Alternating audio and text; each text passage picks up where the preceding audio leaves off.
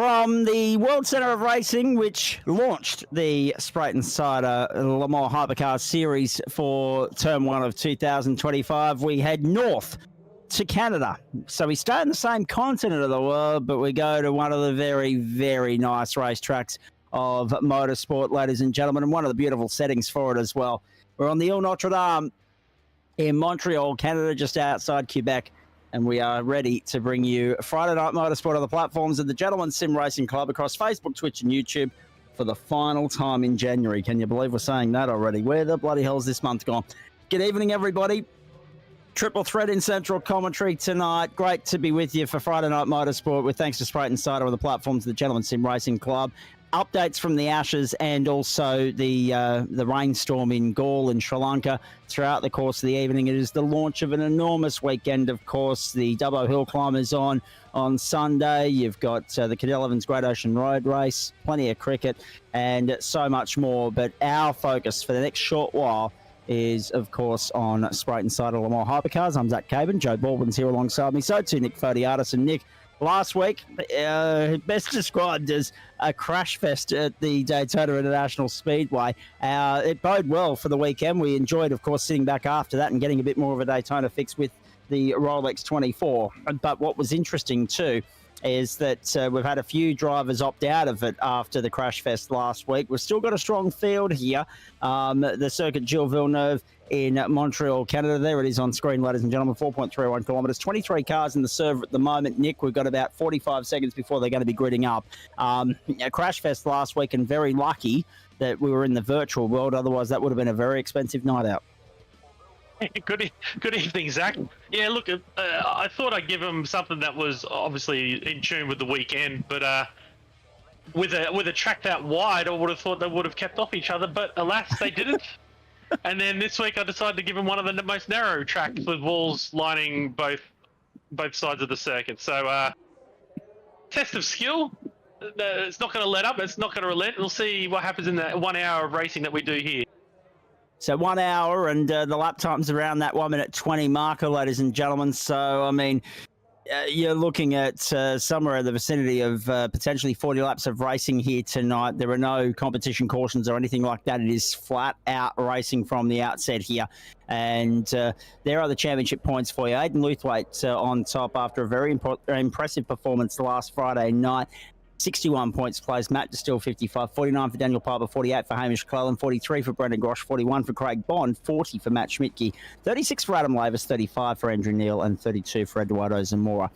Aidan Luthwaite continues his dominant form that saw him take victory in the opening round of the series by starting on pole position here tonight after clocking the fastest time in qualifying for the second round of the championship. There are the grid positions coming up on your screen now. To the right of that is the weather and track information. 19 degrees the ambient, 41% humidity, 19 on track, 18 the ambient, I should say. Winds are about 14 kilometres an hour in a west to northwesterly direction, and we're at 3 o'clock in the afternoon, which is the local non-daylight saving time in that part of the world because it is the middle of winter. It is Luthwaite and Matt Distill, the form protagonists here, alongside each other on the front row of the grid. Jason Close on the second row. Bondi having another good run. Jeezy was impressive last week, the youngster from Gundagai, and again showing that he's found a little comfort spot, sweet patch with these cars lining up at the outside of the second row. Marcus Watson, Ash Dodson from row 3, Scott Hazler and Brenda Grosh from 4, Craig Watson and Hamish Cleland from 5. From 6, it is going to be Scott Jordison and Jeff Adams from 7, Richard King and David Baz from 8, Nick Wilcoxon and Greg Heaney from 9, Matt Schmidtke and Dale Atkins from 10, Eduardo Zamora and Mark Cochran. Adam Lavis just coming into position in 21st. Kurt Normanson and Andrew Neal make up the field. No Chris Noble, which is interesting to note. Geez, he was unlucky last week. I mean, he was one of a long list of retirements last week. We kind of lost track of all of that. Jack O'Donnell also missing in action. So too Daniel Benefield. But what we lack in quantity, Nick, we've certainly made up for in quality here. And again, it's going to be on in earnest between those two on the front. Yes, it will be those two in front. It's battle of the fittest here for 60 minutes. Fuel window is about 20 minutes of fuel, so we'll see them do about 2 stops.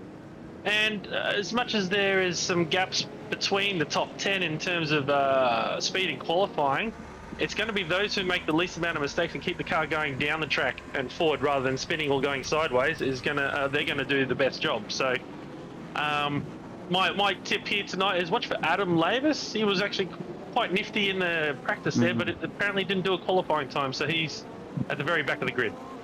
We'll be pushing somewhere in the vicinity of 44, 45 laps of racing tonight, ladies and gentlemen.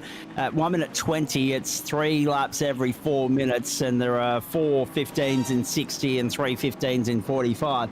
So let's see how close we are to the number there, depending upon the amount of transit to the pit lane as well. Depends on whether we get 44 or 45 as far as I can ascertain. Here we go. Joe Baldwin, good evening to you. We'll get some thoughts from you as we get going here. It is Spreyton side of Friday Night Motorsport on the platforms of the Gentleman Sim Racing Club. Night 5 of week 2 of term 1 for 2025. And we're about to up the stakes and up the tempo and up the speed on a Friday night from the Ile Notre Dame. And Aidan Luthwaite didn't muck around. Got a bolter at the start out of the blocks and is checked out as they head down towards turn 1. Trouble already. Off goes Marcus Watson. Done well to hold the line tight on the inside there. No contact.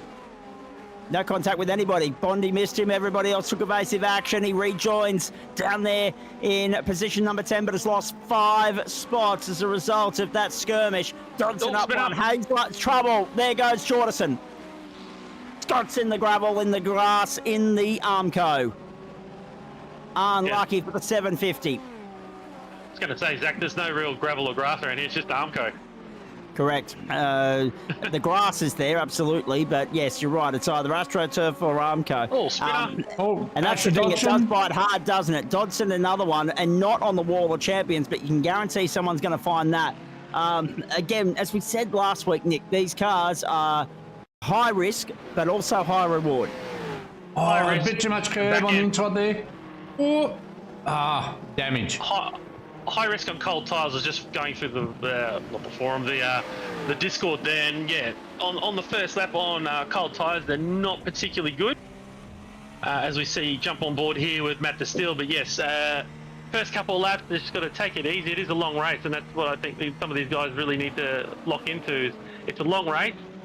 You've got to be there at the end. You can't win in the first lap, and there's 59 minutes to go. Indeed, there is. Time is running out, I must say. Well, it's not running out here. It's running out for play on day 3 in Gaul and Sri Lanka. There's a good move on the inside. Hazler, he went on the inside for 3, to the outside for 4, to the inside for 5, and he'll get across and cover that off on the run to 6. Nicely done. No! Absolutely tanked it. He's blown the hard work, the good work, and brought himself unstuck. I think he went for an extra gear and it just locked the rears. Didn't look good. Richard King's been involved in the incident. What's he done here? A bit too much curb, throttled up. That beautiful car too. No. Oh. I've got to say, I scrolled through just before we went live, and I think he takes the livery of the night so far with that black and gold rendition. I know we normally say about Porsches doing Porsche things, but there are other manufacturers and other cars in other leagues that are doing very good Porsche impersonations at the moment. And that is one of them, the Acura of Richard King there. You mentioned before we got on air, Nick, as well. Yes, there's a strong presence of Acuras again, but it's not a saturation. No, it looks like a fair few people have decided to choose some other cars, which is good. And that's the whole thing here, is we got 5 manufacturers. Let's try some different cars. Indeed, Craig Watson's just bolted off the road as well, so he's gone down to 6th, 7th behind Grosh and Cleland as well. To pit lane comes Nick Wilcoxon. Greg Heaney started there, has already benefited from the incident so far for Richard King, for Nick Wilcoxon, for Scott Jordison, and for Scott Hazler. Hazler parked up, done for the night. There's your first retirement, ladies and gentlemen. Tick that one off the bingo sheet. 16, car 16. Scott Hazler, done and dusted. Scott Jordison has got back out there, now gets by Richard King. We go back to 7th, which is Craig Watson. Just to recap too, I was mentioning there earlier, it's raining in Sri Lanka at the moment, so no play in the 2nd or 3rd session so far between Australia and Sri Lanka in Gaul. The Women's Ashes is the... Can we make it rain here? Can we make it rain here? That'd make it very interesting. David Bass. Schmitty. There was a bit of moisture in there, I bet you. Wow. 4 for 353 as well, the Australians boys in the Women's Ashes Test match. So the Poms don't stand a chance there. They lead by 187 runs against the Poms at the moment. It's quite extraordinary what they're doing at the MCG. Look at this traffic jam. Look at the log jam on lap 4 in Canada. It's Aidan Lutzwaite who started lap 4. These guys are still trying to get to the end of lap 3. David Baz in this train at the moment. He's got Curtin Amundsen behind him. He's got Mark Cochran. He's got Ash Dodson. He's trying to go with Eduardo Zamora and Andrew Neil, and they're all trying to track down your teammate, Matt Schmidtke. And Matt Schmidtke just got passed by Adam Lavis as well. So the top 9 are roughly, there's a couple gaps there, but the top 9 are within half a second to a second of each other. So they're all yellow and orange on the board. And then from the 13 down to 19, they're all pretty stacked up there. So there's still plenty of racing to be done, and obviously when the pit stops start in roughly T-minus 15 minutes, that was close. There'll be some changes there too as we jump back up the second. And there they are, Matty Distill chasing Aidan Lutzwaite. They did this cat and mouse stuff at the start of last week's race at the Daytona International Speedway as well, Nick. Really, to be fair, we're not surprised to see them putting some sizable distance and buffer between themselves and the rest of the chasing pack. It's Bondi who's got up to third, has got by Jason Close, so he's ruining the party for the Acura at the moment in the Porsche, and has put the 517 Apex Hunter Sim Racing entry on the podium for the moment, so it'll be interesting to see if he can go on with that. He's really found a sweet spot here with this car. It's within his niche, I would say. Back we go to Marcus Watson. On the comeback trail, was down as far as 10th, has got back up to 7th by Jeff Adams, Craig Watson, Dale Atkins. This is what happened to Scott Jordison again. Had a rough night. Again.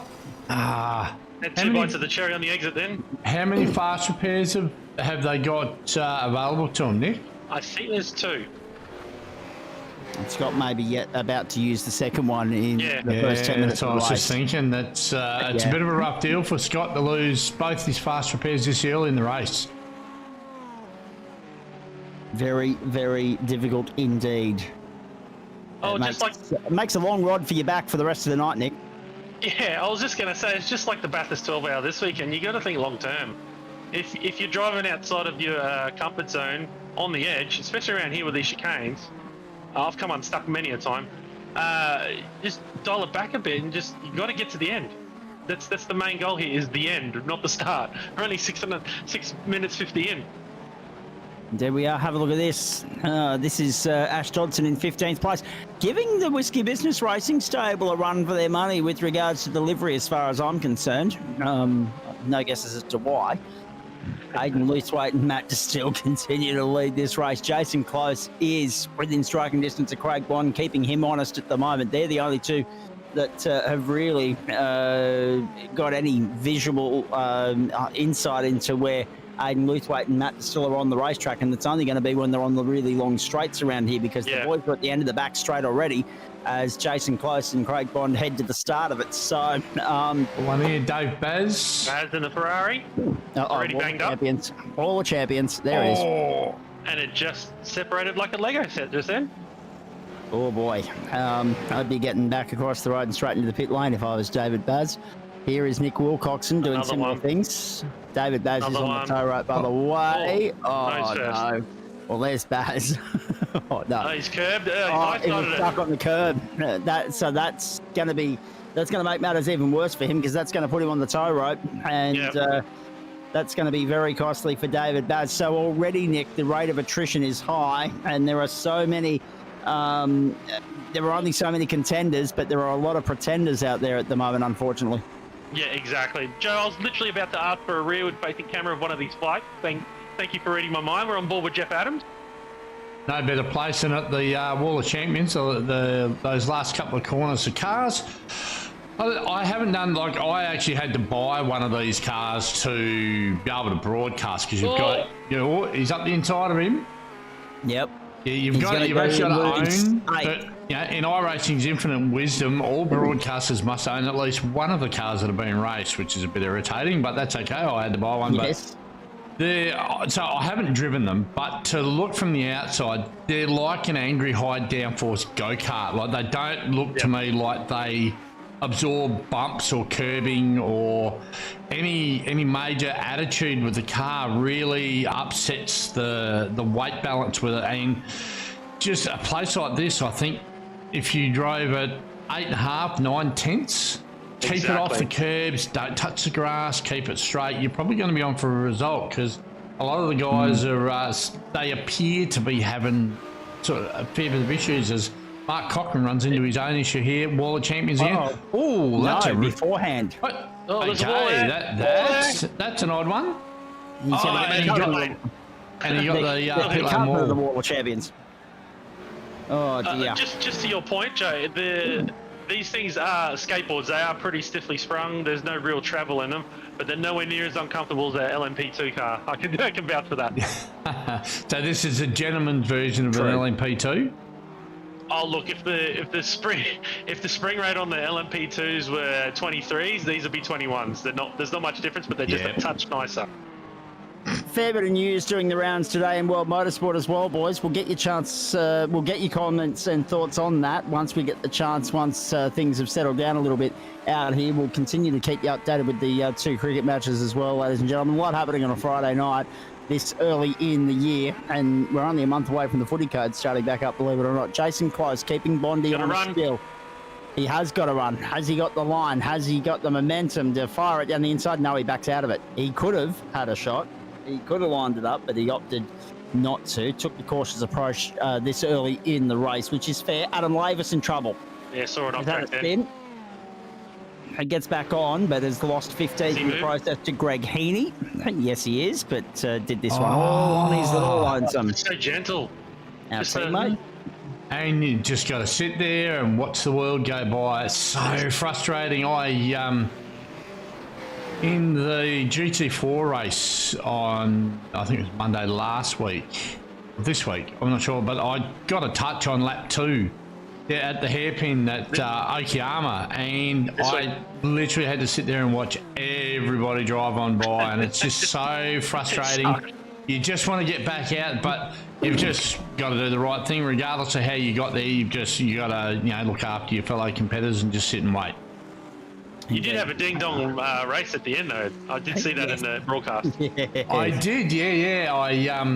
I also had a good mate, Dan Caressar. I was battling him, and I think might have been Phil King. His car was an absolute jet in a straight line down the straight at Okayama. I just had nothing for him. I obviously had too much wing in the car because I couldn't do anything. Like, I'd get a good run onto the back straight over Daniel, but even he was pulling away, so obviously had too much wing in the car, and he got biased, and I on the last lap there, I just got a bit impatient, pulled out, instant locked the front brakes when I went for the brake pedal, and ended up touching the grass, and my bad. Ash Johnson's just dropped down a couple of spots. Greg Heaney's got by Dale Atkins. Adam Lavis has got by as well. Andrew Neal is on the tow rope. This might explain why. Baz has had another one. As a blue Ferrari. Parking lot. Parking lot. Well, whiskey business cars. So this What are was they doing? The Whiskey Business Convention. Let's have a look at this. Greg Heaney. And I think Greg's actually come onto this later. Yes, he has. Oh, geez, that wouldn't have been comfortable for the team boss to witness. Dale Atkins, I think, might be the first one to have had an issue. Yep. And Andrew Neal and Matt Schmidt are going to get caught up in it. So he's run deep. Push car. Yellow cars everywhere. Ugly. Nice photo opportunity. I love a yellow car. But that is not how we like them. I would say he's going to be up for the bottle of whiskey tonight. I'd say so. And I think Ash Johnson was the other one that got involved in that as well, inadvertently as well. No rear wing, and away she goes. Schmidtke, Atkins, Eduardo Zamora, all on the pit road. Here is Kurt Nommensen. Kurt's car, it's already half a metre not as wide. I think he's had enough, no? The attrition rate continues, gentlemen. Cochrane choose out, simpler tracks or Hafer something? out. Baz a lap down, so to Jordison. Andrew Neal's parked up and done. And look at this. Look at this. So Gonna say- Close and Bondi have been caught by Grosh and Cleland, and Grosh is a guy that we need to keep an eye on here because we know that similar to Matt Distill and Aidan Luthwaite, Nick, these cars really are right up his alley. They appeal to him. We saw that he gave Matt Distill, among others, Chris Noble, I think was the other one, a good run for their money in a couple of rounds in LMP2. No surprise, really, to see him make that transition to the Le Mans Hypercar. Yeah, exactly. These are just a bigger version of the same thing. I was actually going to ask you, Joe, if we could go back on board and look back from Mr. Bond's car. Certainly can. Awesome. Because you'll see everybody there. Looking left, looking right. There's it passes imminence. There we I go. feel. Here we go. This is from the Porsche. Here we Got go. him. Bondi made a little mistake on the exit of turn Perfect 9 timing. and loses 3 spots. That's a Far slow out. down for Bondi, I'd say. The commentator's curse. No, not my fault. I take no responsibility for that one. As we put the pressure on Bondi, right on board with him right there. And he loses 3 spots as Close, Grosh and Cleland blast on by, and Bond's down to 6th. Bondi can send Brendan all Grosh up 4 complaints. spots, Hamish Cleland up 5 as well, and Greg Heaney up 6, Adam Lavis and Kurt Normanson Come up on in. 9 apiece so far, Joe Baldwin. Yeah, Bondi I can was send trying to all do one. complaints to central commentary care of Zach to Nick. Yes. Yes. Holland's in as well. He's taking a pit stop. Care of Fodiatis, Brisbane CBD. Oh, yes. that's deep. Yeah. That's deep. Wall Richard fall. King did well to keep it off the wall. That's giving real Anton Senna Lotus livery vibes about it. That livery, I can see why Joe is a big fan of it. Here comes Bond on the comeback trail, back to 5th already. Oh, hang Another on. whiskey business Lap car off. traffic off the road. That's Dale Atkins again. I think So- he might have been trying to get out of the way, maybe. I think so. Let's have a look here. He would have been getting the blue lights, blue flags. No, I think he's done the same thing that he did last Oh time. no! Oh There's an no! apex there. He missed it completely. And there's an apex as well in Craig Bond.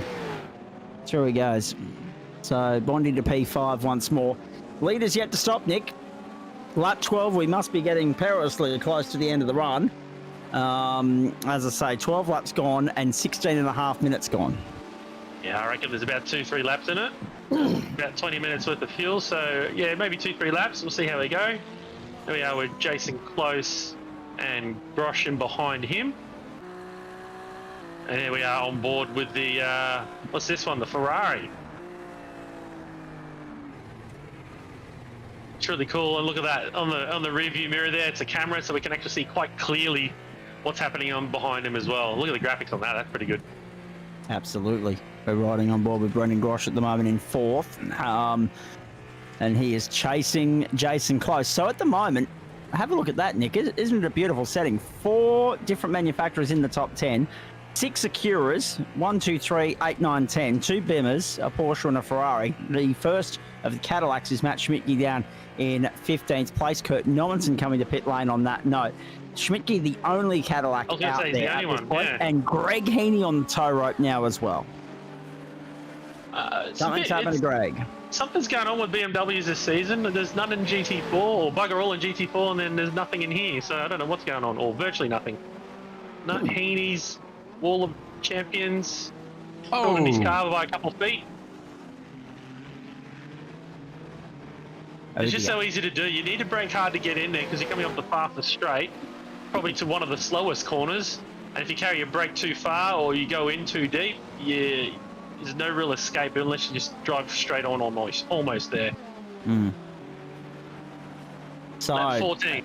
yet again, whittling down the number of potential contenders here by the lap.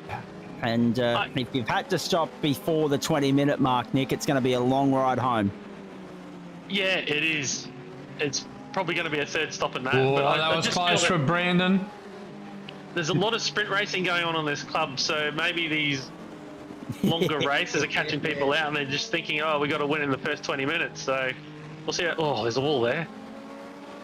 We'll see how it goes. This is the closest fight on track, as the leaders, Aidan Luthwaite is leading by 5.8 seconds, and then another 10 seconds to Jason Close in third. Brendan Grosh was flirting with danger there. He had two wheels in the grass, the wrong side of the ripple strip.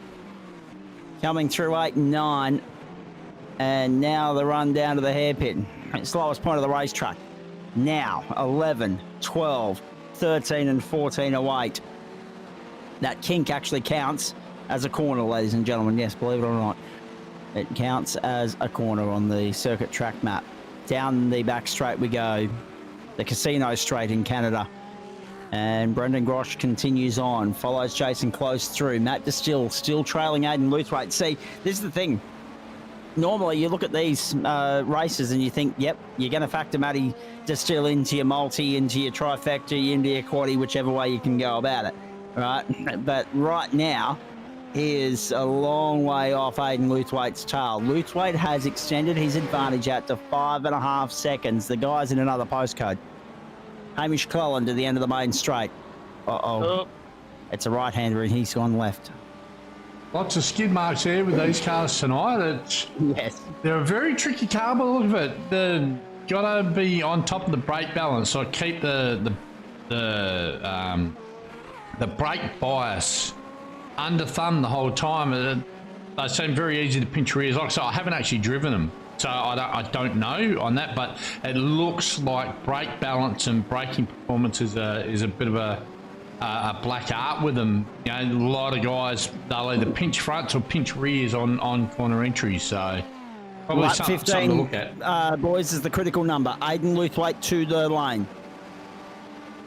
Just still goes on, however, but Aiden Luthwaite is on pit road at the end of lap 15. 20 minutes gone, 20 and a half gone, in fact, so we're on track for that 44 lap marker that I was talking about.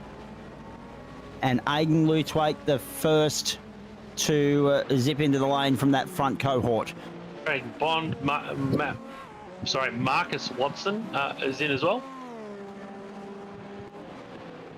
So that's an interesting moment in the race in the sense that Matty Distill is going to be able to go a lot longer here. Will it serve him well in the long run? I mean, to be fair, Nick, I don't think so, because he's going to have to do a lot more than strategic gameplay to reel in Aiden Luthwaite. It could set him up if he does a short final stop. You just don't know to those final stops. But yes, it's going to be a bit of a tough one there, especially the bridge 5 seconds. As you see the Ferraris coming to black again. Oh. I think Dave's been looking out the side window more than the front. Yeah, David Baz has had quite a few highlight reel moments tonight. Highlight for us, not so much for him. Just to go on Joe's point, yes, these cars are a little bit on the taily side of things, but it just forces the drivers to really make sure their inputs are nice and smooth and really slow them down. So now we're going to get an indication as to where Aiden Luthwaite is in reflection in relation to everybody else, Nick, because those 3 leaders that didn't stop last time by, Distill, Close and Grosh, all on the road now. Yes, and I think Jeff Adams right there, just going out of shot. Is he going to pit in? Surely. 16, there he is. The critical number. There he goes. And David Baz still on pit road as well on the tow ropes. So the pit lane's very busy at the moment. We've lost Hamish Cleland, Dale Atkins, Andrew Neal, Mark Cochran, Scott Hazler from the race thus far. Everybody else still out there. We're down to 18 runners at the moment at third race distance. I think Dave Baz might be out of fast repairs. He's had a bit of a rough night, poor Dave. I'd say so.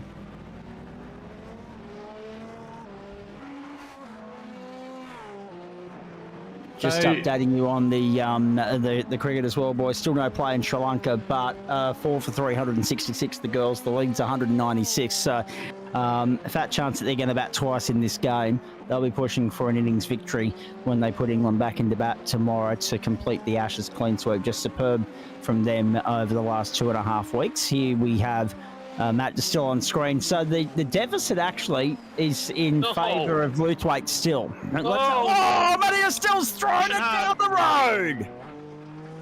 You don't normally see that from him. He could well lose second here. In fact, he should. Close goes by. There bang. Jason Close to second.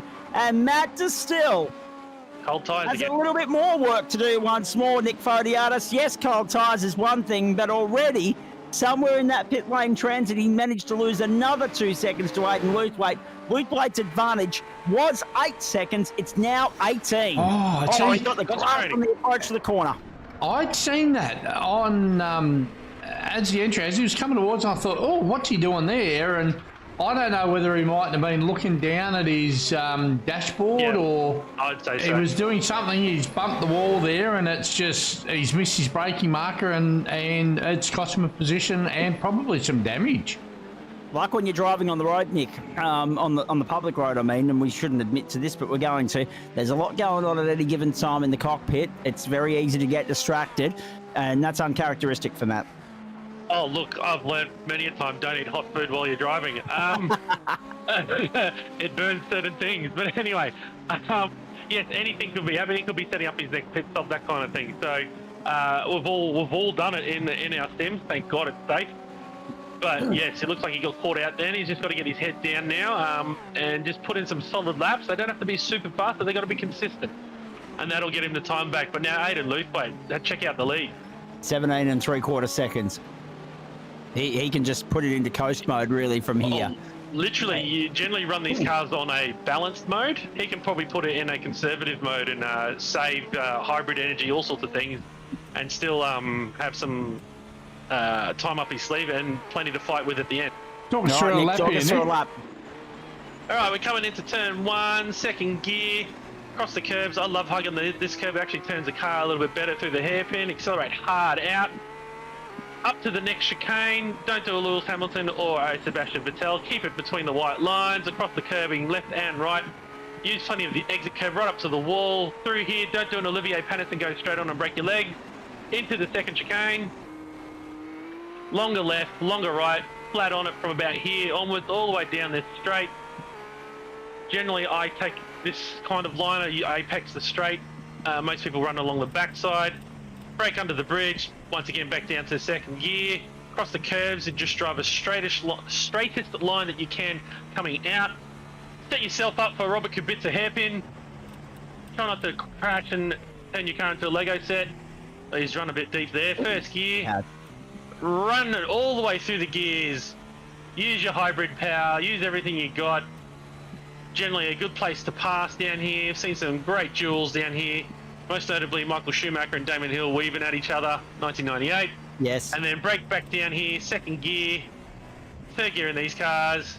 Use all the road, bit of curb, don't crash into the wall, especially if you're not a champion, and there's a lap. And that's what minute 20 looks like on board Aiden Luthwaite, and very perfectly narrated by Nick Fodiatis as well.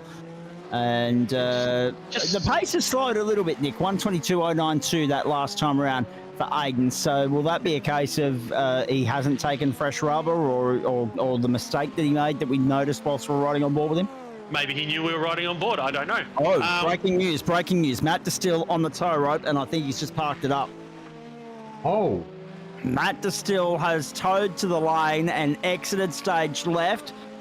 Tick rage quit off your bingo card if you're playing along at home, ladies and gentlemen. Let's have a look at how this happened. Uh-oh. Oh, no. Oh, dear. And that is all she wrote. Matt Distill, one of the men that you would put in your podium multi any day of the week, your trifecta, your box trifecta, parked up and done. Another one bites the dust, and this just opens it up more for Aiden Luthwaite, minute by minute here. We're going to get to half race distance in 2 1/4 minutes time, and his lead is going to be in excess of 18 seconds. It is looking really good for Whiskey Business Racing right now. Licensed battle on track, Scott Jordison hunting down Nicholas Wilcoxon. Just on the Aiden Luthwaite thing, I think we're going to have to crown him King of Friday night. Oh, Scotty's around. Oh, Scotty's no, straight no. again. Didn't touch a thing. He did well. He got away with one there, did Scott Jordison. Just lost That's the spot. 14th. All he did was lose a spot. He done really well then. But yes, we're going to... Actually, just another bit of breaking news too, boys. Get a look at Craig Bond, would you? Lap 15, he pitted. He's dropped to 9th. He was on the lane for 1 minute and 1. Has he been brought undone by pit lane speeding? I would say yes. Some other irregularity. That is unfortunate for Bondi. A little bit of work to be done now to redeem himself in all of that. Here's Ash Dodson going down to the hairpin on Matty to Yellow, the yellow. Uh-oh. Oh, jeez.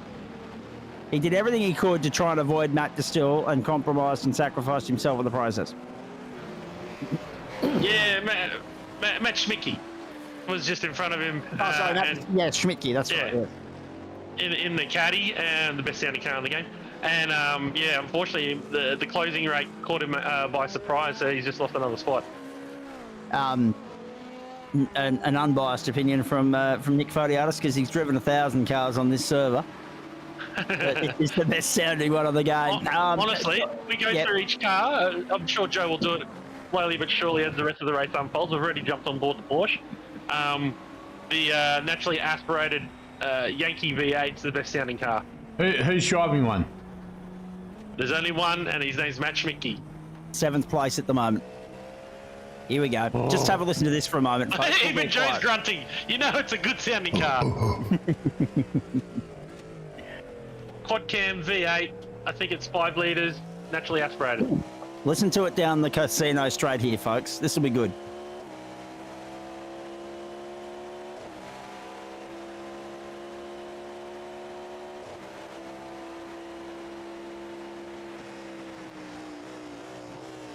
Yeah, not bad. And look at the commitment required as well. How late they're getting on the brakes there, the anchors. Hey, on the subject, boys, fair bit of news doing the rounds today. And something that was brought to my attention by your good self, Nick, is that the Back to the Future vibes that are going off in Australian motorsport circles wasn't the biggest news that Ford confirmed today. Oh, no! There he goes, Scott Jordison. And he has sympathy. He has company down there in the form of Adam Lavis off track, but there was also somebody else caught up too. So Brandon Grosh.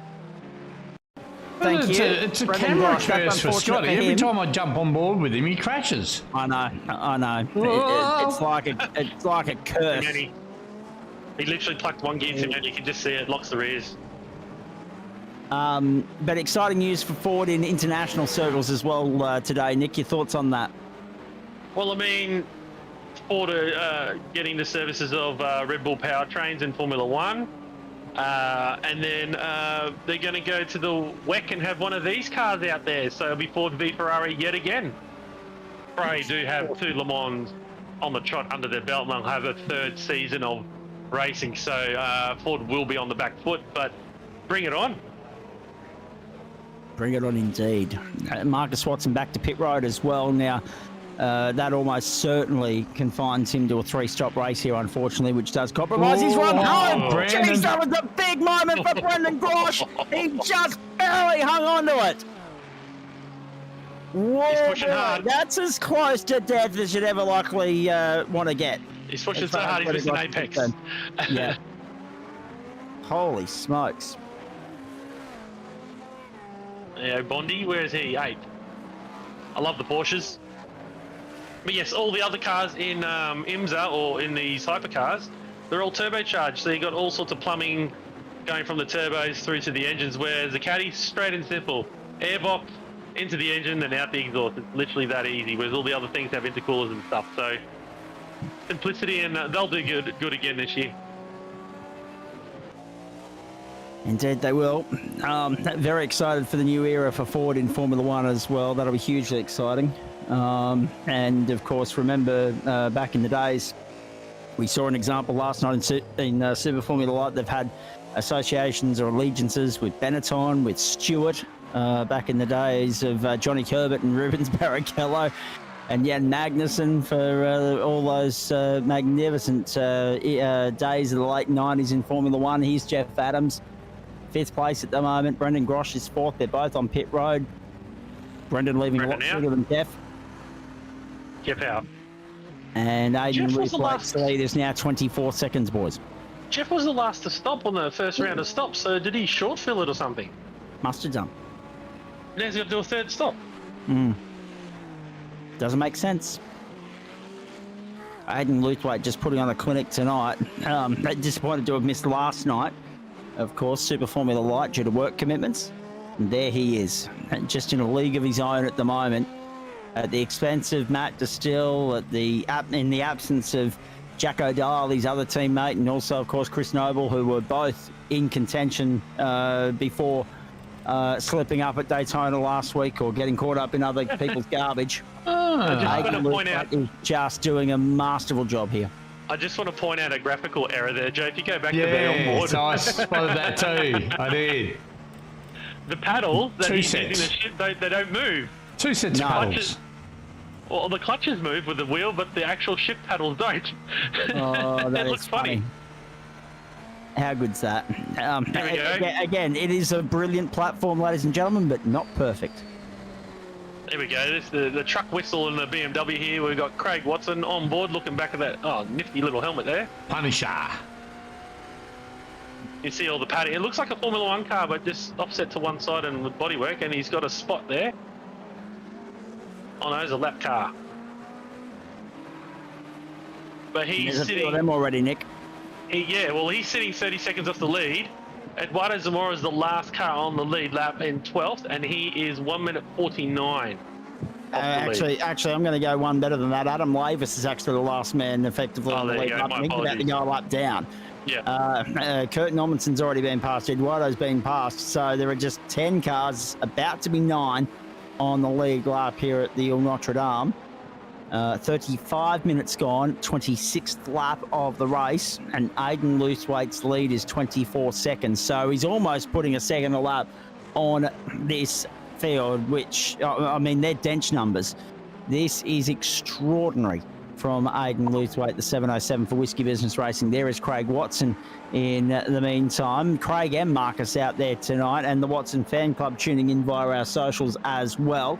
Just to update you, the Australian women are 4 for 376. Stumps have been called in Sri Lanka as well. So no more play tonight, which is really disappointing because it was meant to go on for another 2 hours, but clearly the rain that bad that they're not going to get back out there tonight. Oh. So, whoa, trouble! Matt Schmidtke!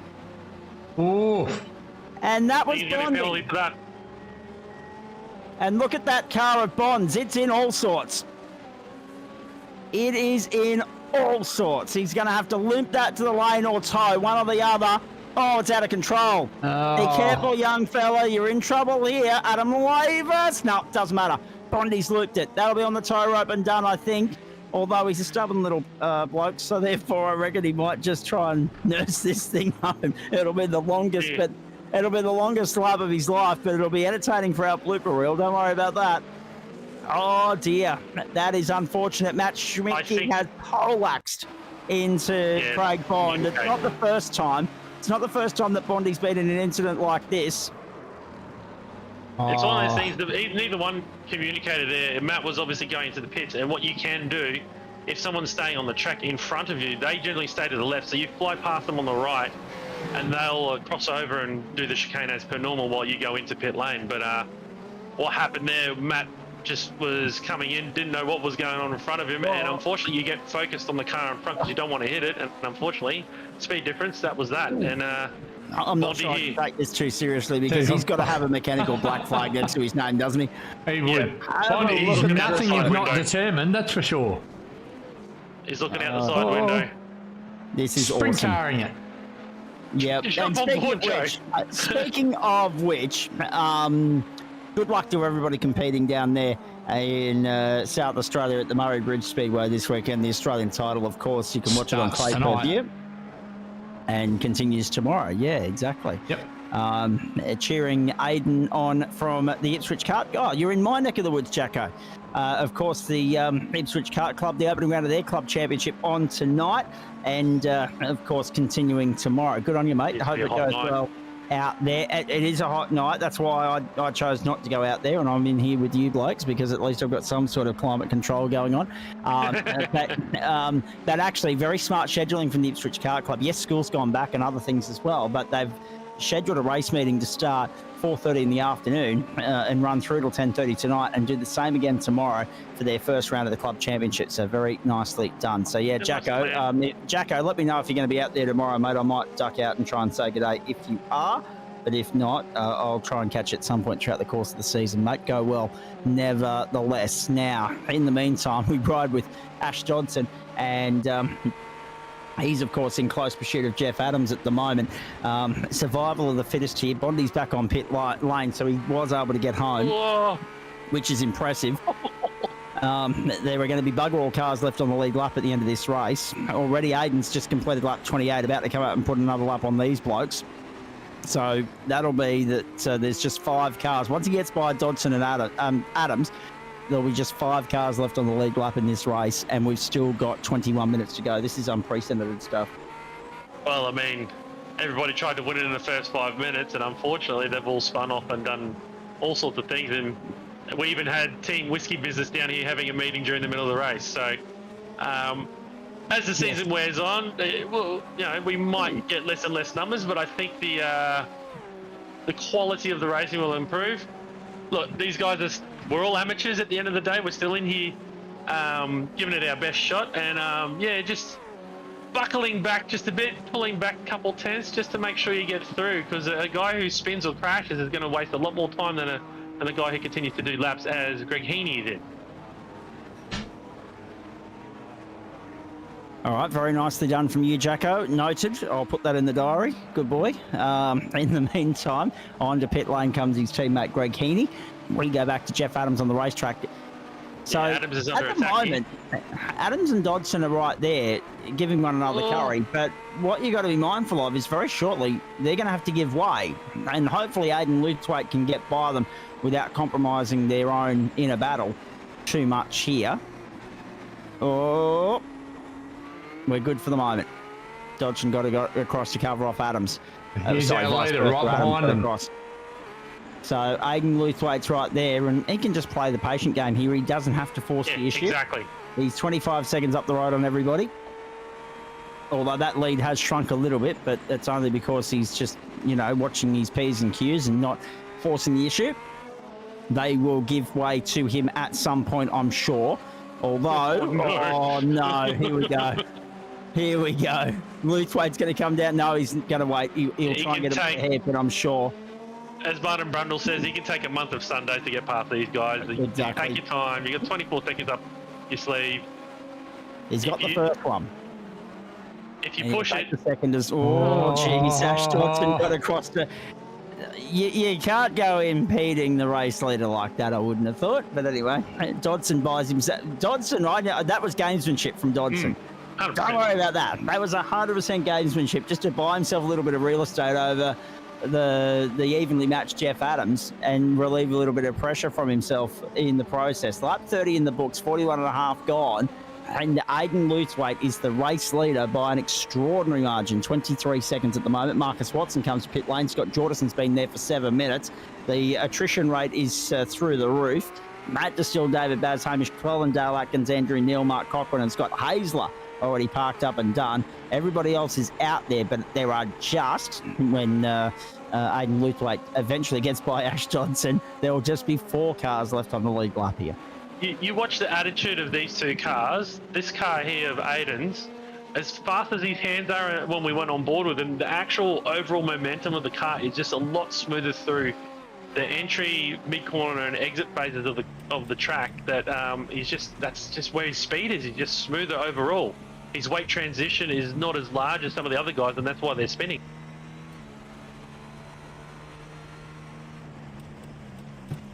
Again, you go. You're on. I was just about to say, I just saw on the leaderboard, Matt Schmidt-Key's under attack there from Richard King. But yeah, Aiden's just taking his time, as we see here, closing the gap of the John Player Special onto the Bailey Ladders car.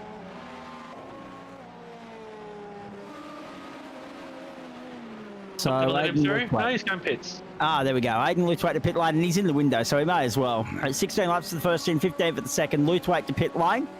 Knowing that those two will have to come back to pit lane eventually, he may as well buy the clear air now and just go through the formalities here. Very nicely done from Aidan Luthwaite to complete this second pit stop, retain the lead of the race in extraordinary fashion. There's a look at Adam Lavis now. Adam, out of everybody's gained more positions on the racetrack than any of his fellow competitors, up 14. Kurt Normanson up 10, the next best. Bondi's got back out there in 9th after the fast repair. That would have felt like the slowest lap of his life. but it would have been the most entertaining for him as well, most challenging. Luthwaite and Craig Watson to pit lane. Jason Close now the effective race leader, but we know that that's only momentarily because Aidan Luthwaite will overturn that once Close comes to the lane to top up, which should be imminent. We expect him in this time by. Watson, Grosh, Dodson, Adams and Lavis, the top 7 at the moment. Adam up 14 spots from 21st to 7th and doing a very nice job of it. And everybody from, well, it'll be Aidan Luthwaite, Craig Watson, Brendan Grosh, Ash Dodson and Jeff Adams all on the lead lap. Dodson to pit lane now, Adams about to be. Luthwaite's stop was 19.08 seconds, so it was still a long stop. But what we do know is that Adam Lavis will be due to stop very shortly, probably next time by. This is the end of lap 31 for Ash Dodson. This is the end of lap 32 for Jason Close. And Close, once he stops on the lane, we could have as few as 4, once the field is cleansed, as few as 4 cars on the lead lap. Just plays to the dominance that Aiden's shown on a Friday night. There must be something in the water on Fridays where Aiden lives. Yeah. He like it or lump it, the guy's dominated the scene on Friday nights now for, I think probably nearly be coming up on 12 months. So it's it's a format that suits him with what we do here, and obviously you're taking payments under the table to pick the cars that he likes. I must be. Must be, yeah. But no, look, well, but there are a few people convinced that is the state of play here, but it's not true. No, it's not true. That's right. No. And one of the things, anybody who follows what we do and any of the racing that Aiden does, he's fast in everything. He's very much like a John Merritt. I mean, obviously, cars like this probably play to his strengths a little bit like the IndyCar did and whatnot. But it's certainly a formula, high downforce, lightweight, big horsepower that suits Aiden's driving style, and he always puts his best foot forward on a Friday night. As Jason Close heads to the pits. Nick, what else have you got in mind for Friday Night Motorsport throughout the course of this year? I know IndyCar will get a run at some point, but what else?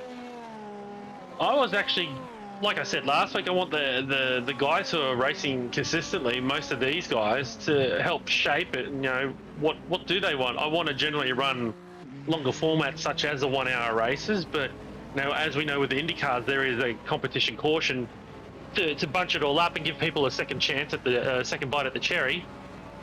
Do they want to see more open wheelers? Do they want to see more prototypes? Like the response for this particular one, especially across the Discord channels and the like, and last week, was that this was going to be a hit.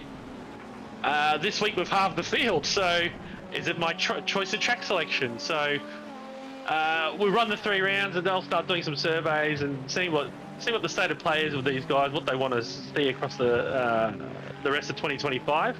I'd love to see something like a naturally aspirated Formula 3 in there, or even, I was going to suggest the M2 Cup, but that's already been run. So there's plenty of things on the service there. As we see Adam Lavis lock up a right front. But look, I thought we'd dip a toe in the water, try these hypercars. People are finding out that they're a bit like the LMP2s and they're not particularly liking them, but hopefully people vote with their feet next week and join us for the 3rd round of this series. Oh, Marcus Watson's off at turn 1 as well, boys. So he's managed to get back on, but he's lost a chunk of time there. And Dodson and Lavis are the ones that are zeroing in on him. In comes Nick Wilcoxon. This is Watson's moment at 1. This won't be pretty. Oh, he's at 2 bites. 3, 4, 5. Oh dear. Wilcoxon and King to pit lane. Luthwaite's lead is at only 19 seconds. Jason Close can chew and bloody chew like hell. So Close was able to narrow the deficit, but still nowhere near enough to be an issue here. Here is Craig Watson under pressure from Brendan Grosh. Denchi's asking a very interesting question. We'll have a look at the calendar in just a moment for you, mate. Looking forward to next week. Please come along and join the crew. Absolutely. Come and do some laps. Ooh. Well, he doesn't mind Imola because he rock and rolled very nicely there in the Porsche last night, did the great man. So we'll hopefully see him on the grid next week. Imola in Italy next week, then Spa the week after. So some good racing to come. Spa, of course, coinciding with the Hallmark holiday, February 14. So what a lovely setting that'll be for us eligible bachelors of the world here on the platforms, the Gentlemen Sim Racing Club across Facebook, Twitch and YouTube that night.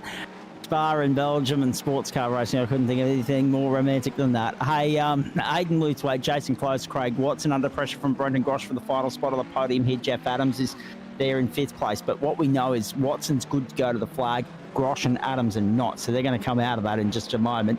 Watson might be trying to close the deficit to those guys, but might be a bridge too far. Watson looking good to put BMW on the podium here, and here comes Bondi on the comeback trail. Is this for 12th down the inside? Can he get the exit on Richard King? Yes, he can. Very nicely done from the youngster. Richard's got the run down the casino straight. Bondi has gone side by side, and now it's a drag race and a braking duel, ladies and gentlemen.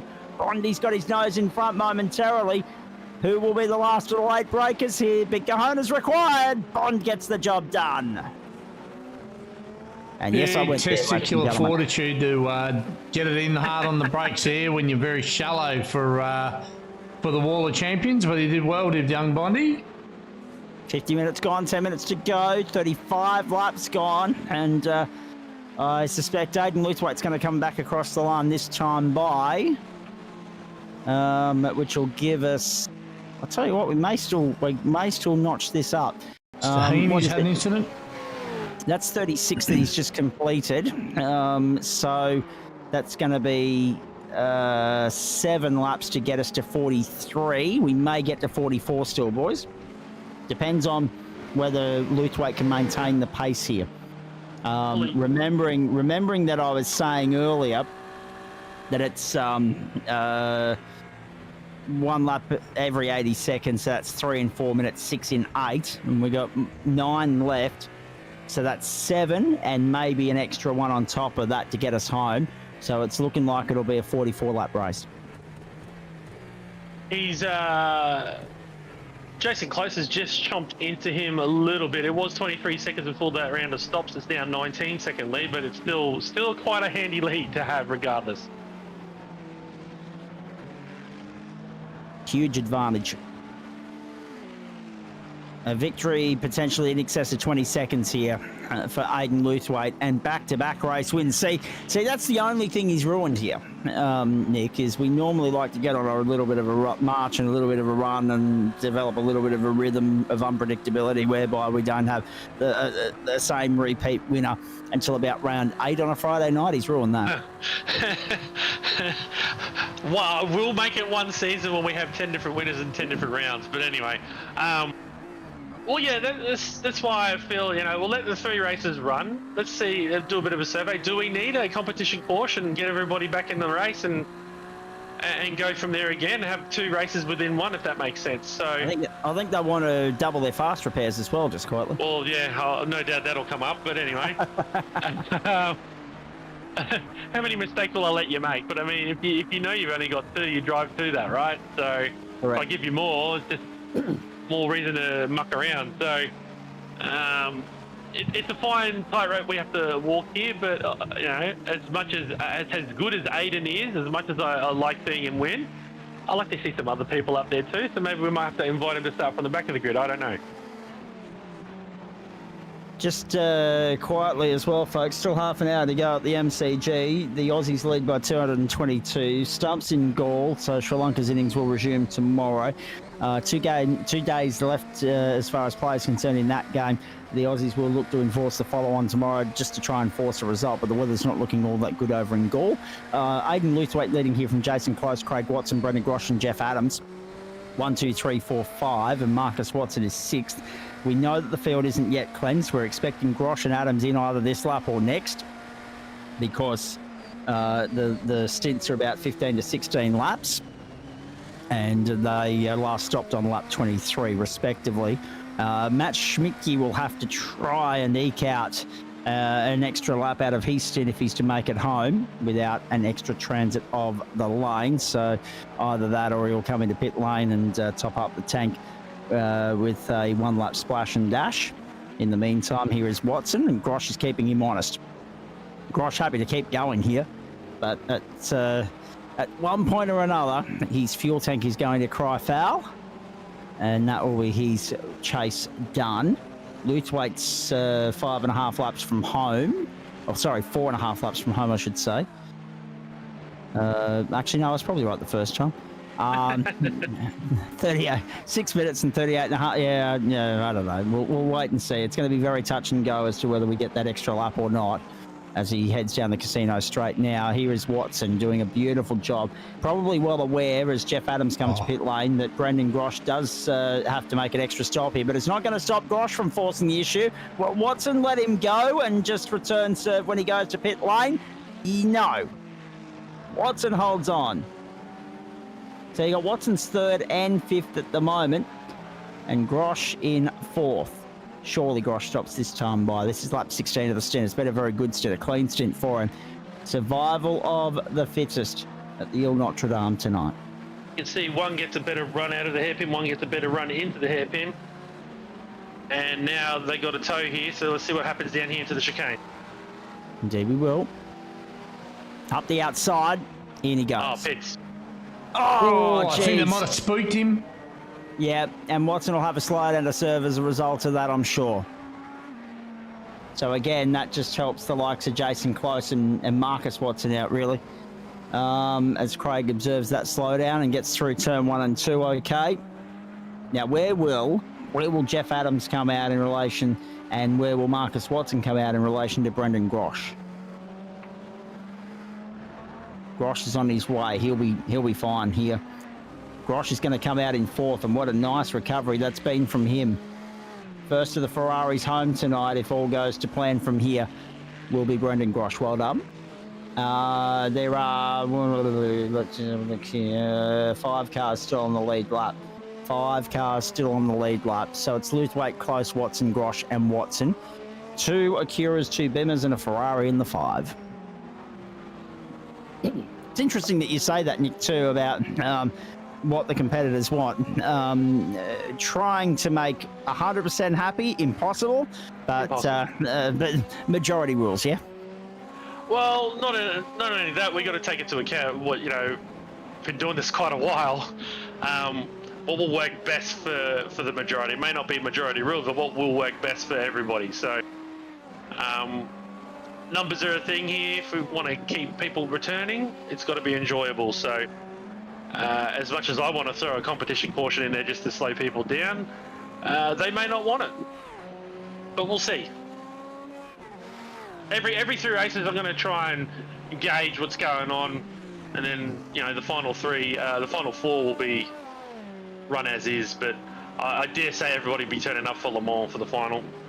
Yes, and I'm so disappointed that the cloning system isn't in effect yet, because I would have loved to have been in 2 places at once that night. 2 broadcast booths, 2 broadcast setups and everything else, but not to be. That's, of course, the night that I'm working with our friends over at the Australian Sim Racing Group on their opening GT3 offering of the season. So looking forward to that. Here is Greg Heaney in the meantime, 13th place. You can have us open on another absolutely screen. I can, and I probably will. Doesn't mean I'll be able to commentate it though. That's the problem.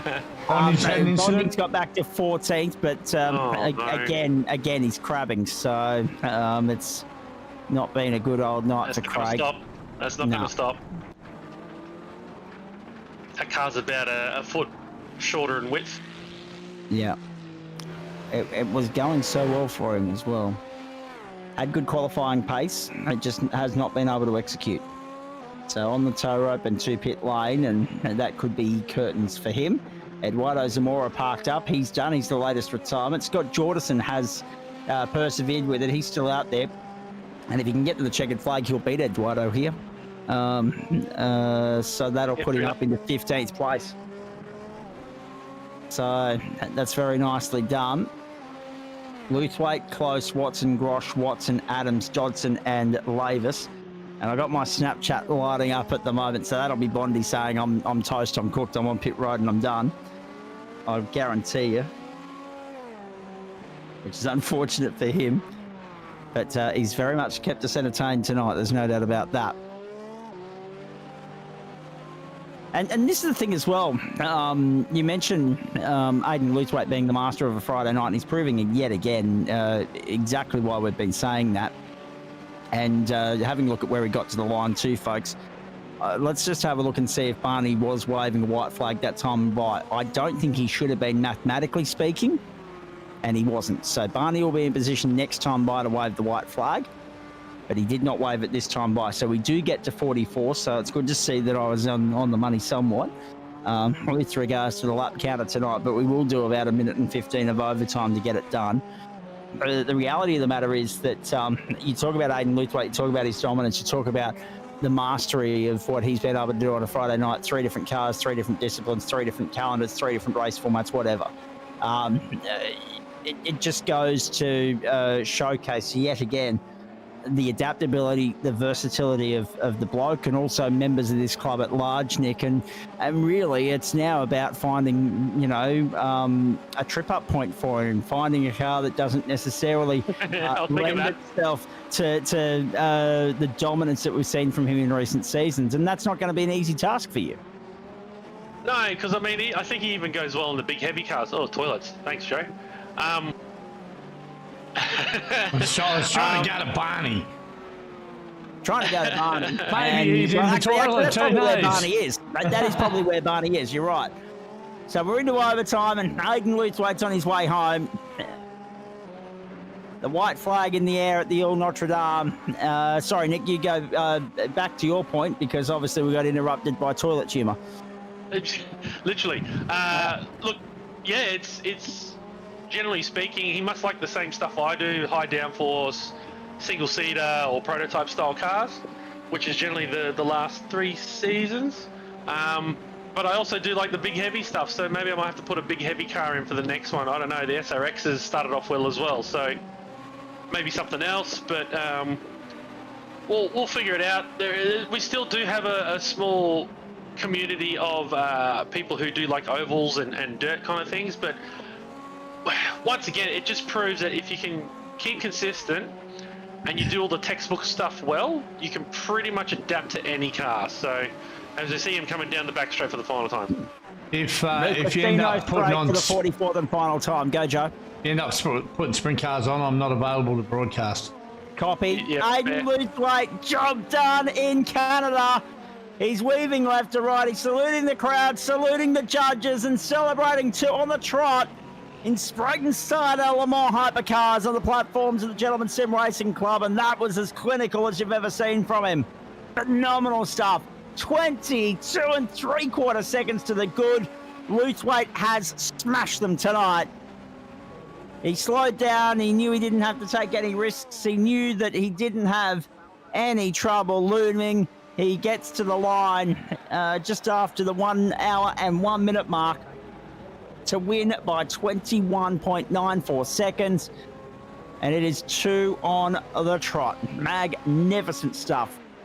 My colleague, my mate, Nick Fodiatis, has an early start tomorrow morning, so I'm going to get to him in a moment before we let him go. But that was phenomenal from Aidan Luthwaite once more. Jason Close, new name.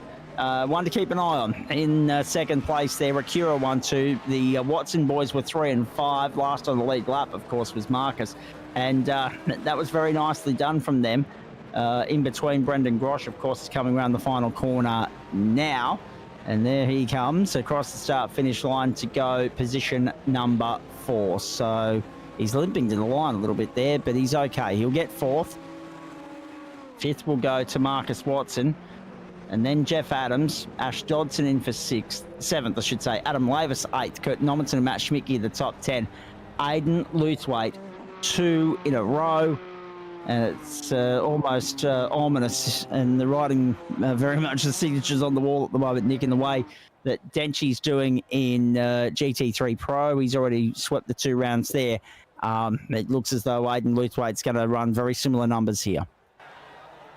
Yeah, look, it's a race of attrition. You got to be there at the end. I keep saying it, and you got to plan yourself out for a full 60 minutes, not a 10-minute sprint. So, getting away from what we do a lot in the most of the week, in saying that, to the winner goes the spoils. He's been doing a solid job. Like I said, he drives very smoothly, very accurately, and does all the basics right. And guess what? He's number one on the list at the end of the day.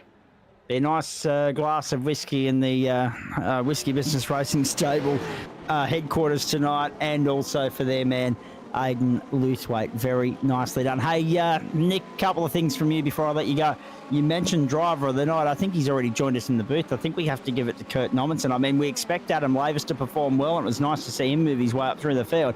But a top 10 for Kurt in week 2, up 13 spots. That's a tick in the box. That's a very impressive performance. I mean, I could give it to Adam Lavis every day of the week, and someone would say, "Oh, conflict of interest because he broadcasts with you and whatever else."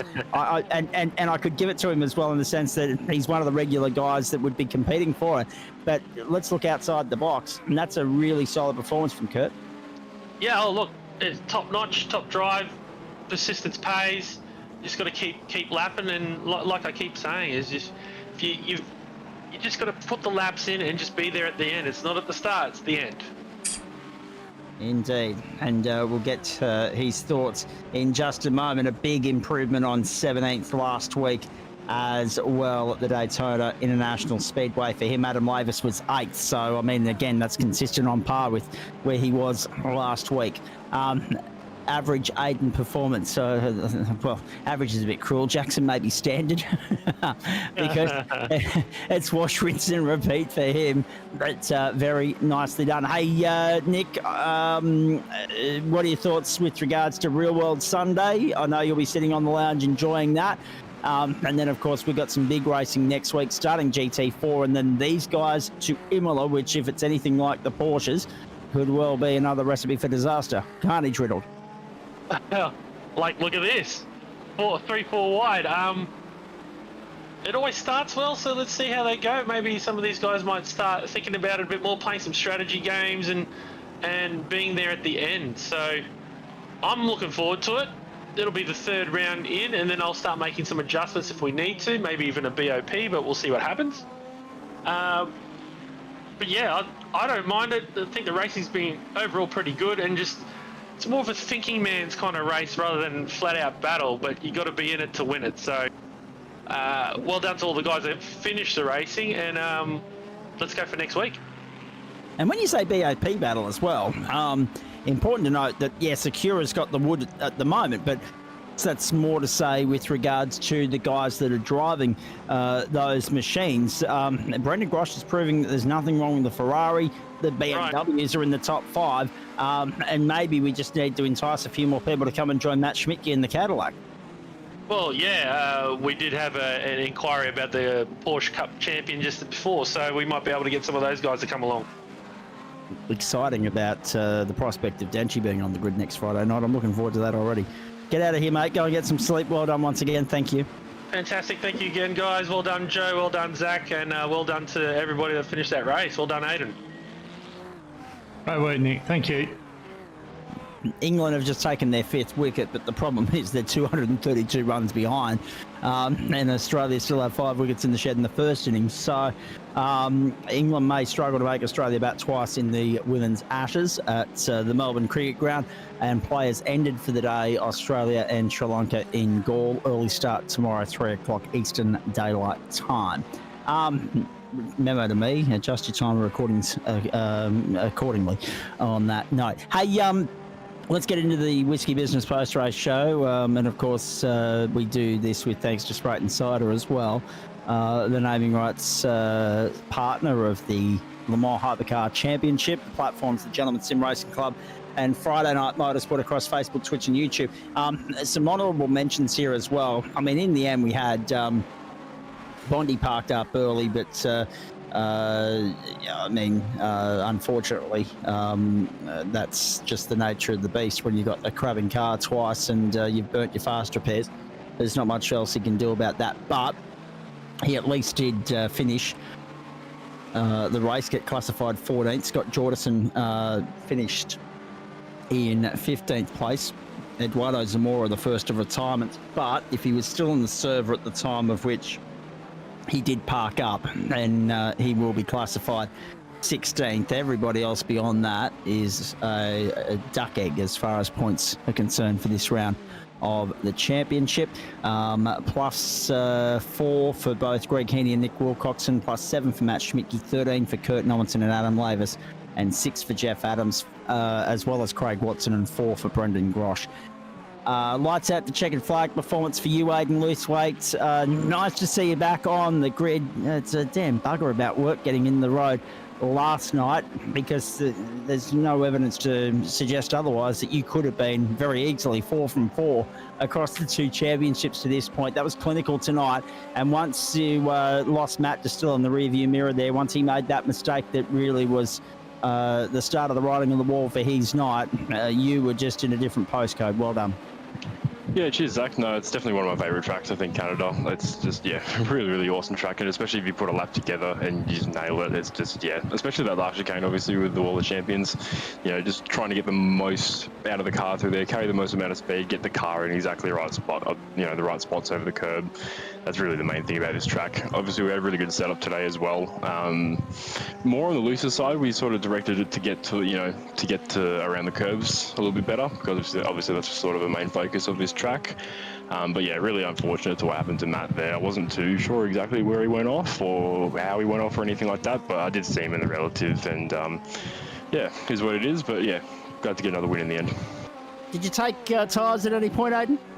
No, not at all. Yeah, so I did a bit of measuring beforehand, and just to see how the tyre deck would be, and I think we're averaging less than 1% per lap, so the risk of firing up another set of tyres that are really, really cold, because the difference between, you know, cold tyres and warm tyres in this track is insane. You know, the risk, you know, of, you know, spinning it or doing something silly on cold tyres is not worth it, so I'll just stay with the same set the entire race.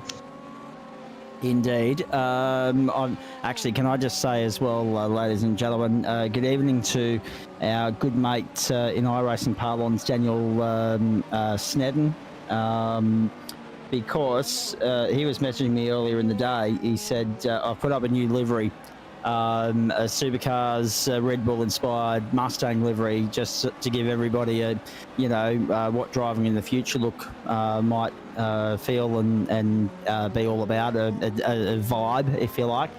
And I said, don't worry about that being a driving in the future sort of vibe. I get that every time I cross the border to New South Wales each and every summer, but that's another story. But well done to him, because he was on the front foot early there. As soon as Red Bull made that announcement earlier today, he's put a livery up there, so you can go and have a play with that if you like, and also, of course, see him in action next Wednesday night in the Supercars here on the platforms of the Gentleman Sim Racing Club. And I told him that I would give a Back to the Future reference in the broadcast, just to play on his terminology and his wording there, and provide a cheeky jab at Queensland's expense in the process. And on that subject, I've got some other news that I'll share with you at the end of the broadcast as well. But going back to Aidan Lewthwaite as we digress, we're asking the question, mate, because obviously we know how good you've been in these cars so far. I mean, really, your odds-on favourite for the championship now. That'll be 3 on the trot on a Friday night. We're trying to work out what it's going to take, how many car changes it's going to take for you to break the trend here, because you are in some sort of rarefied air at the moment. Is there anything that you don't particularly like driving? If there was 1 or 2 different cars that were put on a Friday night server, you'd opt out of, you'd not be here for? Honestly, the only thing that really comes to mind, and the only car that I really hate and I really hate driving, is the supercars. I know a lot of people love them. I know, you know, they're a real fan favourite in Australia and New Zealand, but I can't stand driving them. I'd much rather the Porsche Cup if I want something along those lines, you know, that's got no assists, blah, blah, blah. Like, I really don't mind driving normal sports cars, you know, like the Porsche Cup and, you know, the GT3s. I really like the GT4s as well. But yeah, just I can't stand the supercars. That'd be the only thing. Fairly interesting point there, because you mentioned Porsche Cup. You were missing from the grid for that last night. We mentioned, of course, the Super Formula Light and the fact that you're absent there as well. How much of an impact is work going to have on those 2 championships for you this season? Probably a fair amount. I could only really get sort of the two nights off to do the racing this season. So I've got the Tuesday night, which I do in FDL. That's in another league, the new league. And then I've obviously just got this one on Friday night. But I'll do a lot of things throughout the season, just here and there sort of thing, when I'm not working sort of thing. Whether it be SFLs or the Lotus 79's been doing that recently. That's a great car to drive. So, I'll be doing pretty much everything else here and there, but I've only really got the time at the moment to commit full time to those two leagues at the moment. That's fair. And don't worry, I'm the same as well, mate. There's a reason why I'm only in the booth Monday, Thursday, Friday, and usually when we get to footy season, that becomes Monday, Thursday as well. Everyone's juggling and doing an adequate job of it at the moment. Hey, talk to me about the idiosyncrasies and the finite manner in which you've got to go about, the meticulous manner, in fact, for lack of better words, in which you've got to go about preparing and setting these cars up, because a tenth or two in the wrong direction and you're in the wall, you're out of the race. They're a very intricate bit of kit, aren't they?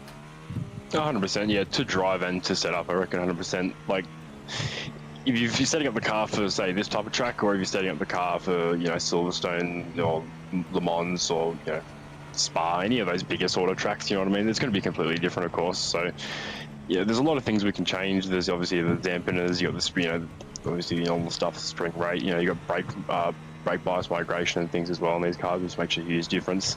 But yeah, just trying to dial everything in, just based on driving style and based on track conditions, things like that is really crucial. I think the key point to tonight really was just having that softer suspension, just getting that mechanical grip at mids and low speeds, and particularly on the exits of a lot of the slow speed corners, especially coming out of the hairpin. That was really crucial tonight, I reckon. Indeed, and I was just noting some comments coming up on our Discord feed as well, which prompts me to say to everybody at home that very shortly, once I'm done with Aiden here, before we get to Kurt, Craig, Greg, and also Jason Close, who's jumped in for a chat to us, I need to go to Joe Baldwin, because we didn't get a chance in all of the hour that we've been on air here so far, hour and a half in fact, to talk about what Joe's got in store for everybody tomorrow night, because it's not the usual Mountain Men offerings. So, Joe, I'm coming your way very shortly. In the meantime, back to you, Aiden. You may not have seen this yet, you may not have heard it, but we had an inquiry with regards to these cars, what they're doing, and where we're running next week. We said Imola. The inquiry was from one M. Dench. How much would you enjoy or not enjoy going toe-to-toe with the Dench mark of the club if he graces us with his presence next week? I'd say bring it on. More than merry, 100%. Let's go. Okay, excellent. Yeah, well, I mean, you've already withstood the pressure of your teammate, Jack O'Donnell, and obviously he's preoccupied tonight at the Ipswich Kart Club. You've already seen off, of course, Chris Noble was nowhere to be seen tonight. You've beaten Matt Distill at his own game twice, so why not take on the number one in Matty Dench? What a race that promises to be if he is on the grid next week. Between now and then, what keeps you busy? And then, obviously, how do you go about preparing for Imola? Because it's a very different circuit, again, to the first two that we've been to. It is, yes. Obviously, yeah, probably to start with a bit of setup development, just grab something from maybe one of the setup shops and just, tweak it, keep going from there. In terms of learning the track or anything like that, I don't think that's really going to be a problem. I think a lot of people know Imola. It's, here's what it is. But yeah, other than that, just doing some practice and some setup work for round 3 and FDL as well on the Tuesday. And depending on when I'm working next week, we'll see what happens in between those events. Indeed. I mean, how difficult was it for you just to focus on lap after lap? I mean, because normally, there's two different types of races out there. There are those that can just go out and drive and contend whatever comes their way and just do whatever needs to be done to tick the box and get the checkered flag. But there are other drivers that if they had as lonely a race as you did tonight, they'd get bored senseless and lose concentration and exit stage left and park up, and I can understand that. It's I'm not necessarily talking about race winners here, Aiden. I'm talking about guys, lower to middle order. But at the same time, there's a different level of concentration required to conduct the race that you did tonight when you haven't got guys nipping at your heels trying to find a way by, trying to keep you on your toes. So how'd you go about managing that and also contending with the lap traffic? Because it looked as though once we reached a certain point of the race there, you took a fairly casual, cautious approach. Yeah, 100%. No, I think once I knew Matt would just sort of drop down, I really dialed it back a lot. I just turned the battery down. I didn't turn the engine down, I don't think, or anything like that. But yeah, just turned the battery down, just, lifted and coasted here and there, just because, I had it all to lose and there was nothing else to gain. So just, that was that. In terms of the concentration thing, I think just trying to set goals in your head when you're by yourself is really the main thing. So just aiming for certain lap times. So I'm going to do X or Y lap time each lap really is something that helps with consistency a lot. And just getting into the flow, really, just getting into that flow state, not consciously driving the car, as I always say, acting as opposed to reacting to what's going on. But that's really, it's easier said than done, of course, but once you're in that flow state, it's really helpful. All right, mate. Very nicely done. We do believe, however, that Dale Atkins is going to be responsible for shouting the team the bottle of whiskey tonight, because he was the one that caused a little bit of a contretemps there partway through the race, which you missed because you were, in a different postcode. But nevertheless, you're a fifth of the way there, 20% of the job done, and on your way to a third championship and another bottle of whiskey from Greg Heaney. So well done. It's been a good way to end the month of January for you. Cheers, guys. Thank you very much. Appreciate it. We'll get to his team boss in just a moment. I teased it a moment ago, and I want to get to it before I forget. Joe Baldwin. Yes, mate. I was a little bit flabbergasted last night when Daniel Correa was putting the schedule up, and even Adam Lavis before that. And there's this big, giant blank patch where Mountain Men would normally be. Tell us what's going on tomorrow night in its place. There is. So we're running a little bit different with all the biff and bars that's been going on lately, I suppose. What we're going to do, we're going to give the guys a bit of an opportunity to basically loosen the reins of the GSRC rulebook on the final Saturday of the month. And this week we're going to have a figure 8 race at one of those tracks. There's only going to be probably limited fast repairs, like 4 or 5 fast repairs. So you've got to be smart about it as well, because if you get damaged, you have to go back to the pits. You'll be able to tow fast repair. But it'll be like a 100-lap race or however many in the figure 8 thing, but you've got to get to the finish without running out of fast repairs or killing your car. So that's going to be the format for tomorrow night. All your normal intentional wrecking stuff, that gets put on.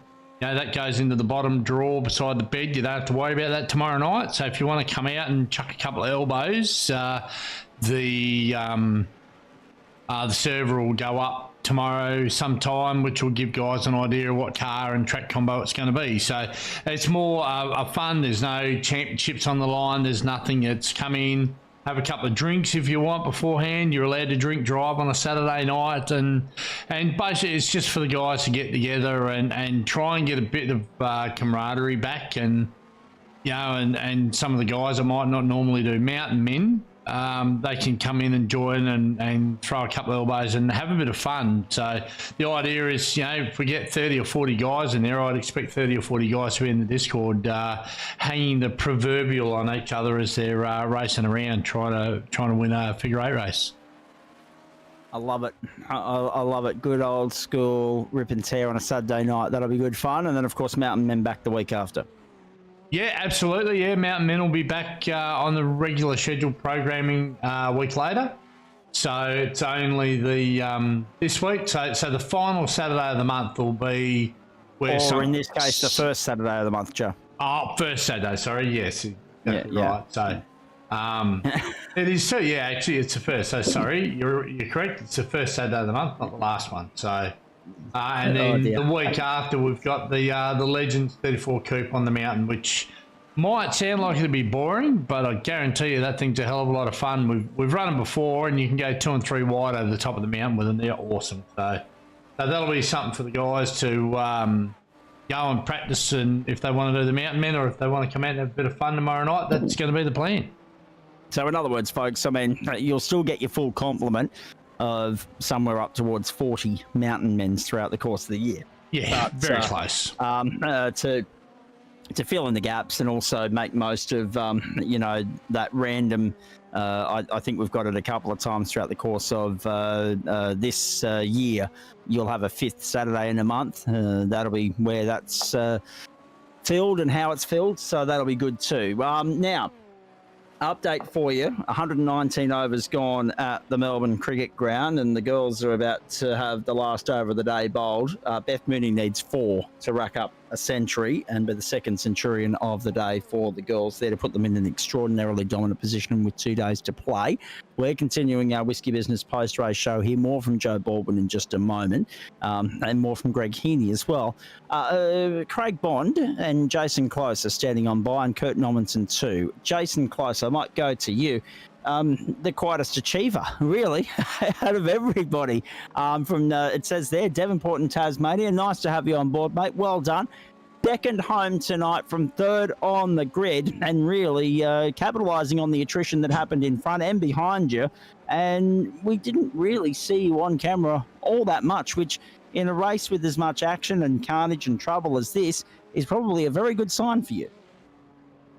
Cheers, mate. Yeah, it was a very interesting race and a lot of survival, trying to keep the car straight. So I was pretty resigned to the fact early on I didn't have the pace of Aiden on that. So I was fuel saving pretty hard and managed to save some fuel and kept quiet. And that's the best way to go about it. What is it about these cars and you that seems to be a good combination? To be honest, I jumped in this for a bit of fun an hour before the session happened. Of course you did. I'm usually LMP3, so I jumped in here and had a bit of fun, and I'll definitely come back every week. Well, it's interesting, isn't it? Because we've had LMP2, you've mentioned LMP3, and now we've got these Le Mans hypercars. So it seems to be that sports car niche for the likes of you, Matty Distill, and even Aidan Luthwaite as well, mate. What is it about these cars that appeals to you more than some of the others in the server? The speed, mate, to be honest. They're so much fun. They're so quick, and there's a real challenge. And over the curbs here was fun but very scary. So I just like the challenge of fast cars, and it's good to get a big 23 or 24 car field or whatever it was. It was my first time back at the club for a few years. It was very impressive. So cheers, everyone. I was going to say, I saw the name. I was like, I've mentioned that name before, but I couldn't remember where or when. You've just reminded me. Time flies when you're having fun. Hey, quickly, you say you're going to be a regular here now, so let's ask you this. Next week, Imola. There are a fair few heavyweights that'll be out for vengeance after either missing tonight or retiring from tonight. Denchi's throwing his hat into the ring saying, I'm going to come and have a play with you blokes. How much are you looking forward to Imola and the challenge that is that circuit and these cars? Because, yes, they're fast, the cars, but that is not necessarily the best circuit for them, I wouldn't have thought.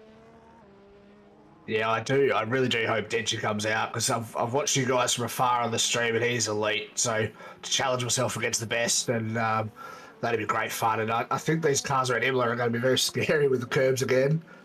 So again, I think that's just going to be survival and try to get somebody in the front in qualifying. And that's a good point too, because we're going to talk to Kurt in a moment. There's a couple of guys that have been able to make their way up 13 spots, and that's great. But qualifying is critically important, it would seem, in this caper, just to buy a bit of clear air earlier and stay out of potentially other people's incidents. Yeah, absolutely. I managed to put a lap in that I could not do in practice all night, so got up near the front, and it makes a big difference to your race. And I got behind Craig there early on, and it was really difficult to pass, so hence why I went into the fuel saving mode. But I'm really looking forward to next week, and hopefully I'll get somewhere near the front again in quali. Now, just jumping in there, the girls have finished the day at 5 for 422. Beth Mooney only getting 2 off that final over, so she has finished the day on 98 not out. Tyson Broad petitioning for something that would dethrone Aidan Luthwaite, but only for personal reasons, not because he wants to dethrone Aidan Luthwaite so he can compete in the whole season. I love it how this works sometimes. It's funny how we were only just talking about cars that Aidan Luthwaite isn't dominant in, and then all of a sudden someone's saying, yeah, well, let's put the V8s back on Friday night. You have to go back, I think I'm right in saying, you have to go back to term 3, because we only had 3 terms, in 2020, that October through December window for the last time we had the supercars on a Friday night, but I'm happy to be corrected if that wasn't the case. In the meantime, let's go back to Jason here. 5 different manufacturers in this caper, mate. Why the Acura for you? To be honest, Matt Distel's my teammate, and he had a setup for the Acura. So I usually drive the Porsche, but just because of setup reasons, I jumped in the Acura, and Matt gave me a setup that was pretty good. Very rare for Matt Distil to have the moment that he had tonight. I mean, so glass half empty, a result goes begging, but glass half full. At least his teammates still got on to the podium there. So I guess fortune favours the brave, and yes, it's not all fine and dandy down there, but it's a lot better than what it could have been. The fact that you were able to capitalise on his misfortune. Yeah, I think we got caught out. We both changed tyres at that first stop, but I think Matt got caught out a bit on cold tyres with the new tyres, and I've certainly learnt for next week that tyres are not the goal of that first stop. Absolutely not. Jake Slay. Yes. See, this is the friendly fire that comes with the comments section being turned on YouTube. Ladies and gentlemen, good on you, boys. Go well for the weekend. What keeps you busy between now and next Friday, mate? Well, probably. I've got 2 kids under 3, so it'd be a lot of family time, and I think I'll dedicate Friday nights to this, and probably try to get some practice for Imola in between. I might do a bit more than an hour this time. Yeah, well, and that's the thing, isn't it? Practice is so vitally important, especially in these cars. You already heard Aidan detailing what has to go on with regards to pre-race preparation, and that's just in car setup. Yep, absolutely. And something I'm not very good at is setting up cars, so I'll call on a couple of British teammates who drive these cars a bit often to pull me out of the crap a little bit.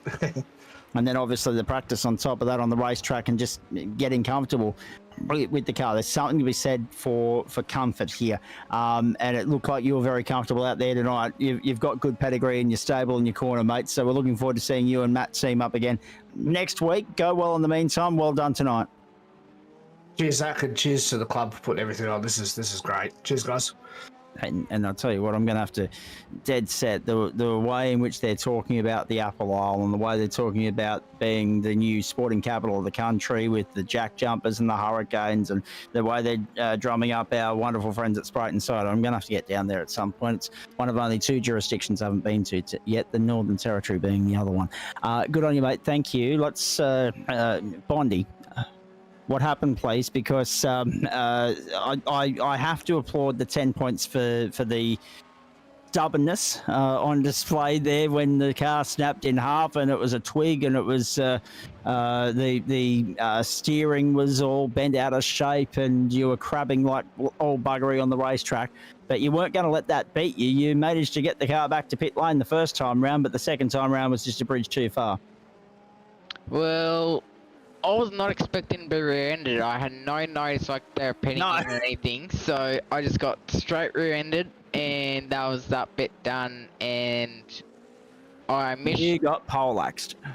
Yeah, my thing didn't want to shift at the start, midway through. That's why I went from like, I think it was like 3rd or 2nd, all the way down to like 6, and then that happened, getting rear-ended, and then later on, I think I got a 40-second hold penalty for speeding in the pits. Yes, I did notice that.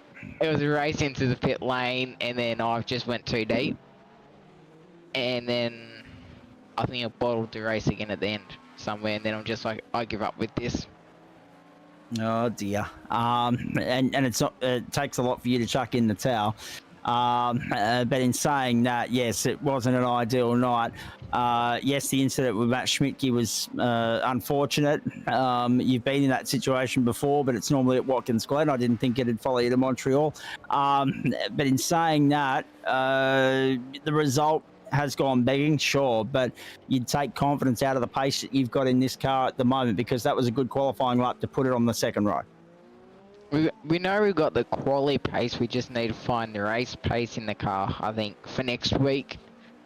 But I was able to change work around for next week, so I'm doing that now. So Yes, I love it. Hey, what else is what else do you take out of that race tonight, mate? Because for a while there, you were going toe to toe with Jason. Actually, you had a good little scrap with him in the opening stint. yeah, it was nice, clean driving, and then we kind of overtook into the last lot of corners, and then he kind of let me go. Then we worked together to try and catch, but didn't have the pace for him, so I was probably holding him up a bit. But at least I know I can be up the front if I get stuff right. Well, that's exactly right, mate. But it's so hard, as the boys have already explained, and as you already would appreciate. It's so hard to get everything right here, isn't it? These cars, they're difficult. They're a handful, and they punish you very easily, very quickly if you get it wrong.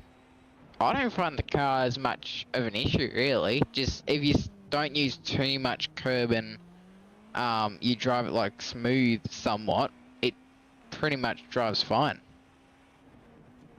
You make it sound so easy. I've Maybe I driven should get worse things in my life.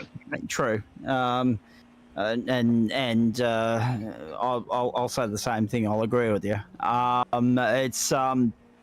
It's interesting though, because maybe you the way you're talking, the way you're selling it, maybe I need to go out and buy one of my sim rigs and see if you're right. These aren't the worst thing to drive in the world. In saying that, mate, it's been fantastic to watch you ply your trade here. There's a good result in the offing, provided that you can tick the boxes. Is Imola going to be one of those stops for you? Well, it's pretty good there in Porsche Cups. I don't have good luck there in F1 games, but I reckon iRacing is better than that. So if Porsche Cups anything go by, it should be fine. You got to buy a little bit of luck though, because you ran out of it tonight, unfortunately. Just talk me through the challenges associated with drifting a hypercar around the circuit Gilles Villeneuve, because you've given us some great content for the intro and the highlight reel at the end of the season for the new term. Well, I'm not trying that again. If anything, maybe I just need to go total the car in a practice session and get a bit of practice for another week, but hopefully it doesn't happen. We followed most of that lap actually to get you back to pit lane. It was terrific. And as I said as well, I said the stubbornness of the youth. It did not surprise me in the slightest. There'd be other people that would have just jumped on the tow rope, not you. But thankfully, you did it in a safe enough manner that you didn't cause any incidents in limping back to the pit lane in a crabbing manner. So well done for that. A big weekend ahead.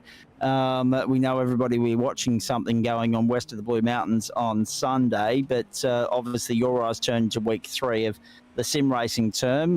What's on between now and Monday? I'll have a look at what track and car combo tomorrow night is, if I end up doing that. If not, I'll probably just do some practice in GT3s for the fun of it at Bathurst, and then watch the 12-hour on Sunday. When do you little so-and-sos go back to school, by the way? That thing that, you know, you're normally out 40 weeks of the year. When does that happen, please? Nick goes back Monday, Lily goes back Wednesday, I'll go back Thursday. All right, good. So I get my time off. You do. What have I got? I've got an eye appointment Tuesday, and I've got another appointment Wednesday, but I'll find some time between now and Thursday to maybe have a rematch on the cricket with you. In the meantime, obviously Monday night will be first point of focus, and looking forward to GT4 and GT3, mate. Bad luck tonight, but well done for sticking it out as long as you did and go well over the weekend. Yeah, thank you. Very nicely done. I'm going to be in a very good position on Sunday, folks, because I've got 3 TV monitors around me, so I'll be able to have the motor racing on one, the 2 games of cricket on the others. It's going to be a good day to be in the glorified man cave. Hey, let's continue on here and bring in Kurt Normanton and Greg Heaney. Kurt, well done tonight, mate. Solid performance. I mean, not without drama. I think I read quite on the screen here that we had a few off tracks. We had probably 1 extra pit stop than everybody else around. It was a 2-stop strategy for the guys at the front of the field, but you've had to make 3. Talk us through the challenges and the perseverance required to get you through the hour, and how much of a tick in the box is it to go from 22nd on the grid to 9th in another race of attrition in this class? Yeah, it wasn't too bad, but no, I only made 2 stops, Zach. I didn't make a 3rd trip down the pit lane. No, it says 3 on my monitor. Would that be a post-race? Would that be that you did the full cooldown lap? I'm not sure where that come from, but no, I know I only did 2 pit stops because I did a bit of fuel saving in the stints to make sure that I could make that 2 stop. And that might also explain why you've been able to successfully get through into the top 10 as well. The 3rd transit lane might have cost you. But in saying that, yeah, for some reason, it might be that you've reported a pit lane post-race, because it is saying 3 stops on our timing screen, hence why I ran with the point. But no, well done. A solid drive, irrespective of pit strategy, mate, in a race that really tested the stamina of those around you. That's a great result for you in the Ferrari. Yeah, especially when there's no setups for the car. I don't have the time to make the setup, so I just loaded up a Hockenheim setup and hoped for the best. A Hockenheim setup for Montreal? It actually worked pretty well. Maybe I could have softened the suspension, but no, the gearing and the rest of the setup felt really nice. I just maybe needed softer suspension for the mechanical grip like Aiden was talking about, but no, Hockenheim actually felt really nice around here. Interesting. And that's about the only correlation between the 2 circuits that I can think of, apart from the other one would be the big hairpin, because there's one of those in the middle of Hockenheim as well. Talk to me about the challenges of trying to stay out of trouble, trying to avoid incidents, and then not run into trouble yourself, because that was easier said than done for a good percentage of the field. Yeah, it definitely wasn't easy. I got clipped when Dale had his moment. I tried to avoid it, and Dodgson didn't see it and just clipped the back of my car. And yeah, it felt a little bit off after that. Even after the fast repair, the car just didn't feel the same, and I'm not sure why. But it was just a matter of posting laps and not doing anything stupid, over driving the car into corners with walls and all that kind of stuff. Indeed. What about the thoughts on Imola next week? I mean, we've already been there in the Porsches. It's an interesting racetrack. It probably doesn't lend itself to the best overtaking opportunities, but it's still going to be a challenge for you guys around there, because yet again, Daytona varies to Canada in the same way that Canada varies to Imola. What are your initial thoughts? No, it should be good. I definitely think this car will suit Imola a little bit better than this. I think this is just a bit too tight and twisty for these kind of cars. Just with the skill level difference, just, people making too many mistakes, or, missing a corner here and there, and there's just too many concrete barriers too close. But no, I think Imola will be a lot of fun, and I'm really looking forward to Imola, actually. Hopefully I can have a little bit more pace than I did tonight and be a little bit further up. All right, very nicely done, mates. Now, next time we see you is Monday night, yeah? Yeah, I'll be back Monday night and Wednesday night as per usual. What keeps you busy between now and then, please? Well, tomorrow I'll be watching the qualifying and probably doing some more laps for Monday night. And then Sunday I've got work, so I'll be listening to the race rather than watching the race tomorrow. Sunday. keeping up to date with the results as best you can and the info as it comes to hand. No doubt a quick cheeky scroll through social media platforms will help with that exercise as well, mate. Very nicely done tonight. I mean, had it not been for Adam Lavis, Adam's just pipped you for most positions gained based on finishing position, but still take a positive out of that, that you were able to move as far up through the field. In fact, go with Adam Lavis. You both started down there 21st, 22nd off the 11th row, come home 8th and 9th. Some positive signs to work with and build on going into next week, mate. Well done. Yeah, thank you. Hopefully it'll be more positions next week, or starting further up the front and not from the back by messing up my quali laps. Well, actually, that's a fair point. It's already been highlighted already by Jason, I think it was, just how important qualifying is, and you're verifying that essentially. Yeah, I got a couple of 0Xs and it invalidated the laps, so I probably would have been a little bit further up to start and probably wouldn't have been caught up in as much of the shenaniganry as I was, but well, it is what it is, and next week I'll just have to make sure I don't do that. All right, very nicely done. Thank you, mate. Good to catch up as always. See you Monday. I'll catch you Monday. I think we're all going to be a little bit weary-eyed on Monday based on the amount of people that are going to be making the early start on Sunday to watch the car race west of the Blue Mountains. Now, let's go to Greg Heaney as we wrap things up here. Geez, it's looking good for the Whiskey Business Stable. 2 from 2, mate. Well done. Talk us through your night as well. Well, yeah, it was all going well until I had an argument with the Wall of Champions barrier. Yeah, no, it was the setup that Aiden put together for us was just, once you got the tyres hot or warm, that it felt like it was on rails, and Aiden gave me a few little pointers and things for my lines pre-race, and he's like, you just got to be a little bit braver through the Wall of Champions. He's like, well, relative time, me to you, being him to myself,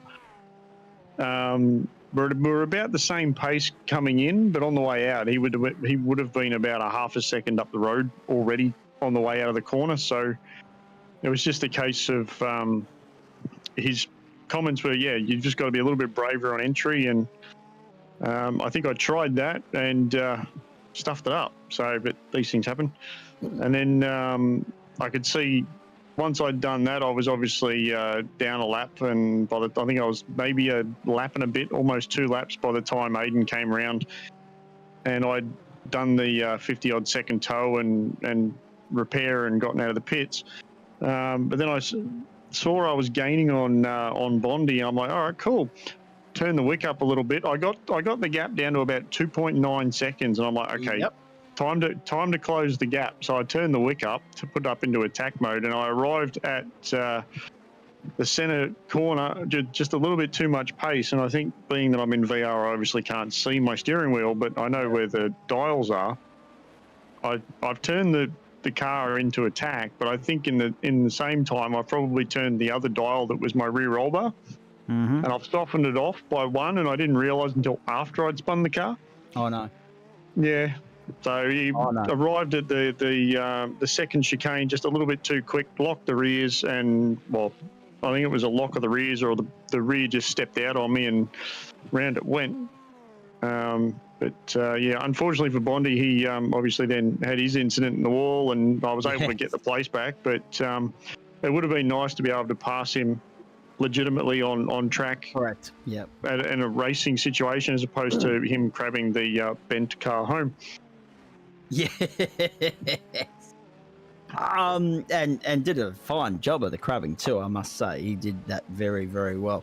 Hey, just quickly while I'm thinking of it too, mates, obviously disappointment in the sense that Jack O'Donnell had other commitments tonight, and Dale Atkins, well, if iRacing had a red flag, he did his best to bring one out tonight because his incident blocked the circuit at one point.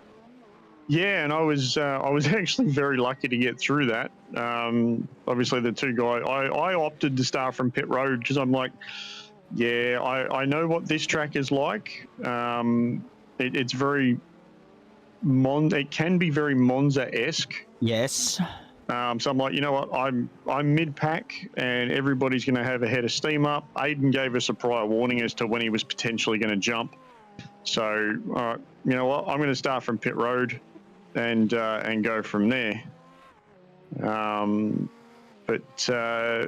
Yeah, and then obviously the Aiden, Dale and Andrew had their little kerfuffle, and whoever else got caught up in that. And obviously we're all in comms, and I'm coming around the corner. I was like, okay, got to stop. But yeah, the one thing I will say is I'm watching myself here on stream, and I think Joe needs to reload my livery because it's not working. Copy. No. Oh. Could have jumped in and said that 2 hours ago, Greg.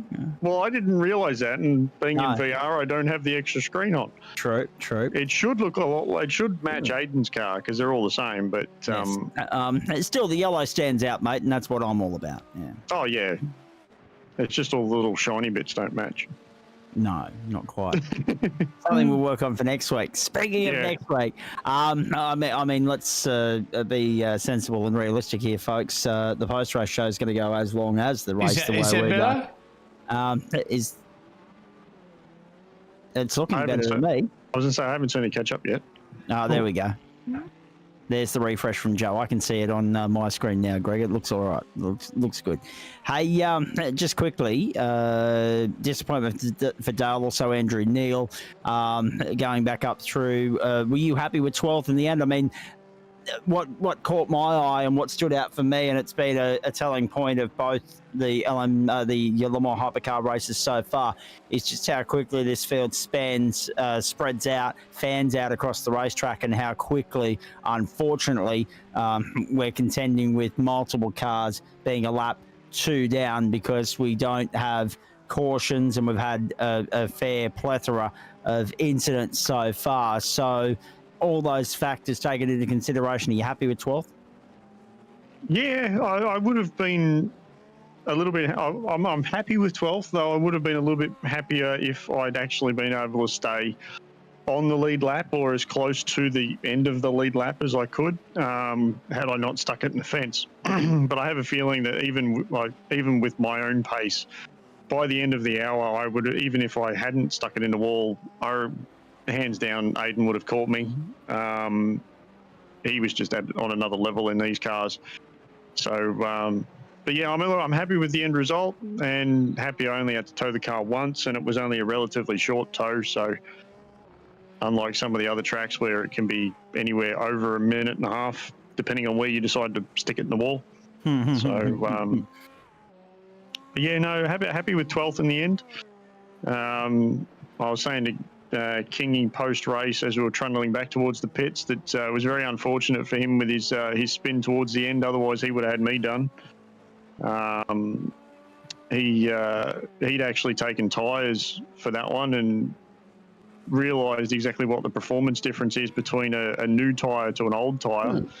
But it's really a case of how are you progressing through the race, and is it worth risking the cold tyre, which in these things is an absolute diabolical nightmare. We were in practice, and just trying to get it out of pit lane was bad enough on cold tyres. If you didn't slow it up to get it around the corner through turn 2, you weren't getting through that corner, you were in the fence. Yeah. Imola next week. I mean, can anyone stop Aiden Luthwaite? I've already mentioned that Matty Dench is potentially thinking about throwing his hat into the ring next week. That would add a great degree of intrigue to the situation, but Aiden's in a league of his own at the moment, 2 from 2 and looking strong. I reckon Aiden will be relishing the challenge of Denchi coming to throw his hat in the ring. And hopefully we've got Jackson back on deck as well. I reckon there's probably hopefully less chance of Jackson sticking it in a wall on cool tyres at Imola than there was at Daytona. We've given him enough stick. We would think. I would hope that. Once more, Greg. Oh yeah, of course. I would hope that he just takes it on the chin and moves on. But no, with any luck, we'll have all the guys back on deck next week, possibly Mark Hilly as well. And yeah, we'll go from there. Well, very nicely done. Now, I'm just looking at my rundown for tomorrow, folks. There's gonna be an enormous amount of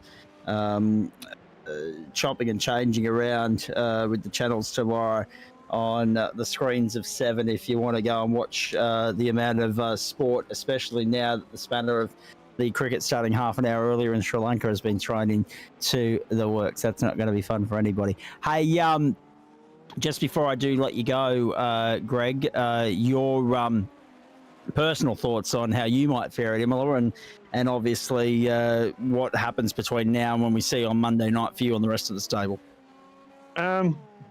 Well, we'll see how I go. I'll be happy to make the end, and I will be happy if I don't kill myself going through the chicane at the top of the hill. I managed to get through race 1 last night in the Porsche without doing anything, with no incidents for that one, so I was happy with that. Managed to survive pretty well. But these things are a whole different beast altogether. I still obviously don't have as many assists. I mean, you've got a couple more assists compared to the Porsche where you got like traction control and stuff, but oh, there's my incident where I was chasing Bondi down. Yes. And at least I kept it off the fence. I was more happy with that. But yeah, for Imola, I mean, it's Friday. I might just go turn some laps and see how I feel. But I wouldn't be surprised if Aiden's already probably tweaking setups and seeing what he can work out to get his best foot forward and hopefully go for the three-peat. Indeed, go for the, well, it'd be almost like going for the jugular at this point. By gee, he's in rarefied air at the moment on a Friday night doing gangbuster stuff. Mate, well done. Congratulations. Great to catch up as always. And looking forward to catching up again on Monday night and debriefing a big weekend and getting your thoughts on our first instalment of Monday Night Motorsport for February and the first hit out of week 3 of Term 1, all that to look forward to on Waste Options GT night. It'll be good. No worries, and thank you guys for putting the efforts in and putting it on again. Now, I mentioned earlier that I had something that I wanted to get off my chest. Thank you, Greg Heaney, and we'll get some final thoughts from Joe Baldwin in just a moment. Trucker, we are on air here on Friday, March 14, and I'm excited about that because it'll be fresh on the back of, have a listen to this, ZW Cabin. You may have seen it on my socials earlier today. If not, go and have a look at that. The great people at Daylight Saving for Southeast Queensland, that magnificent Facebook page that only talks common sense, in a state that struggles to grasp the concept of it. They alert me to the reality that our good friends at the University of Queensland, in collaboration with the Royal Geographical Society of Queensland, are going to be hosting a daylight saving forum at University of Queensland on March 14, and I'm all over that like spots on Grandma Joe. I cannot wait. That is going to be me in my element on that day. I've got 6 weeks to get my ducks in a line, ready to rock and roll. Your banners and your pitchforks. Up the long run, exactly.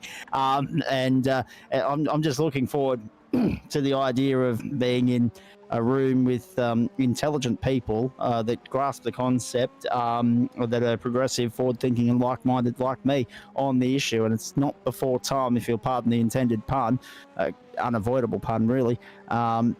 It's about time we had that discussion, and it's good to see that some people have finally got on the front foot about it.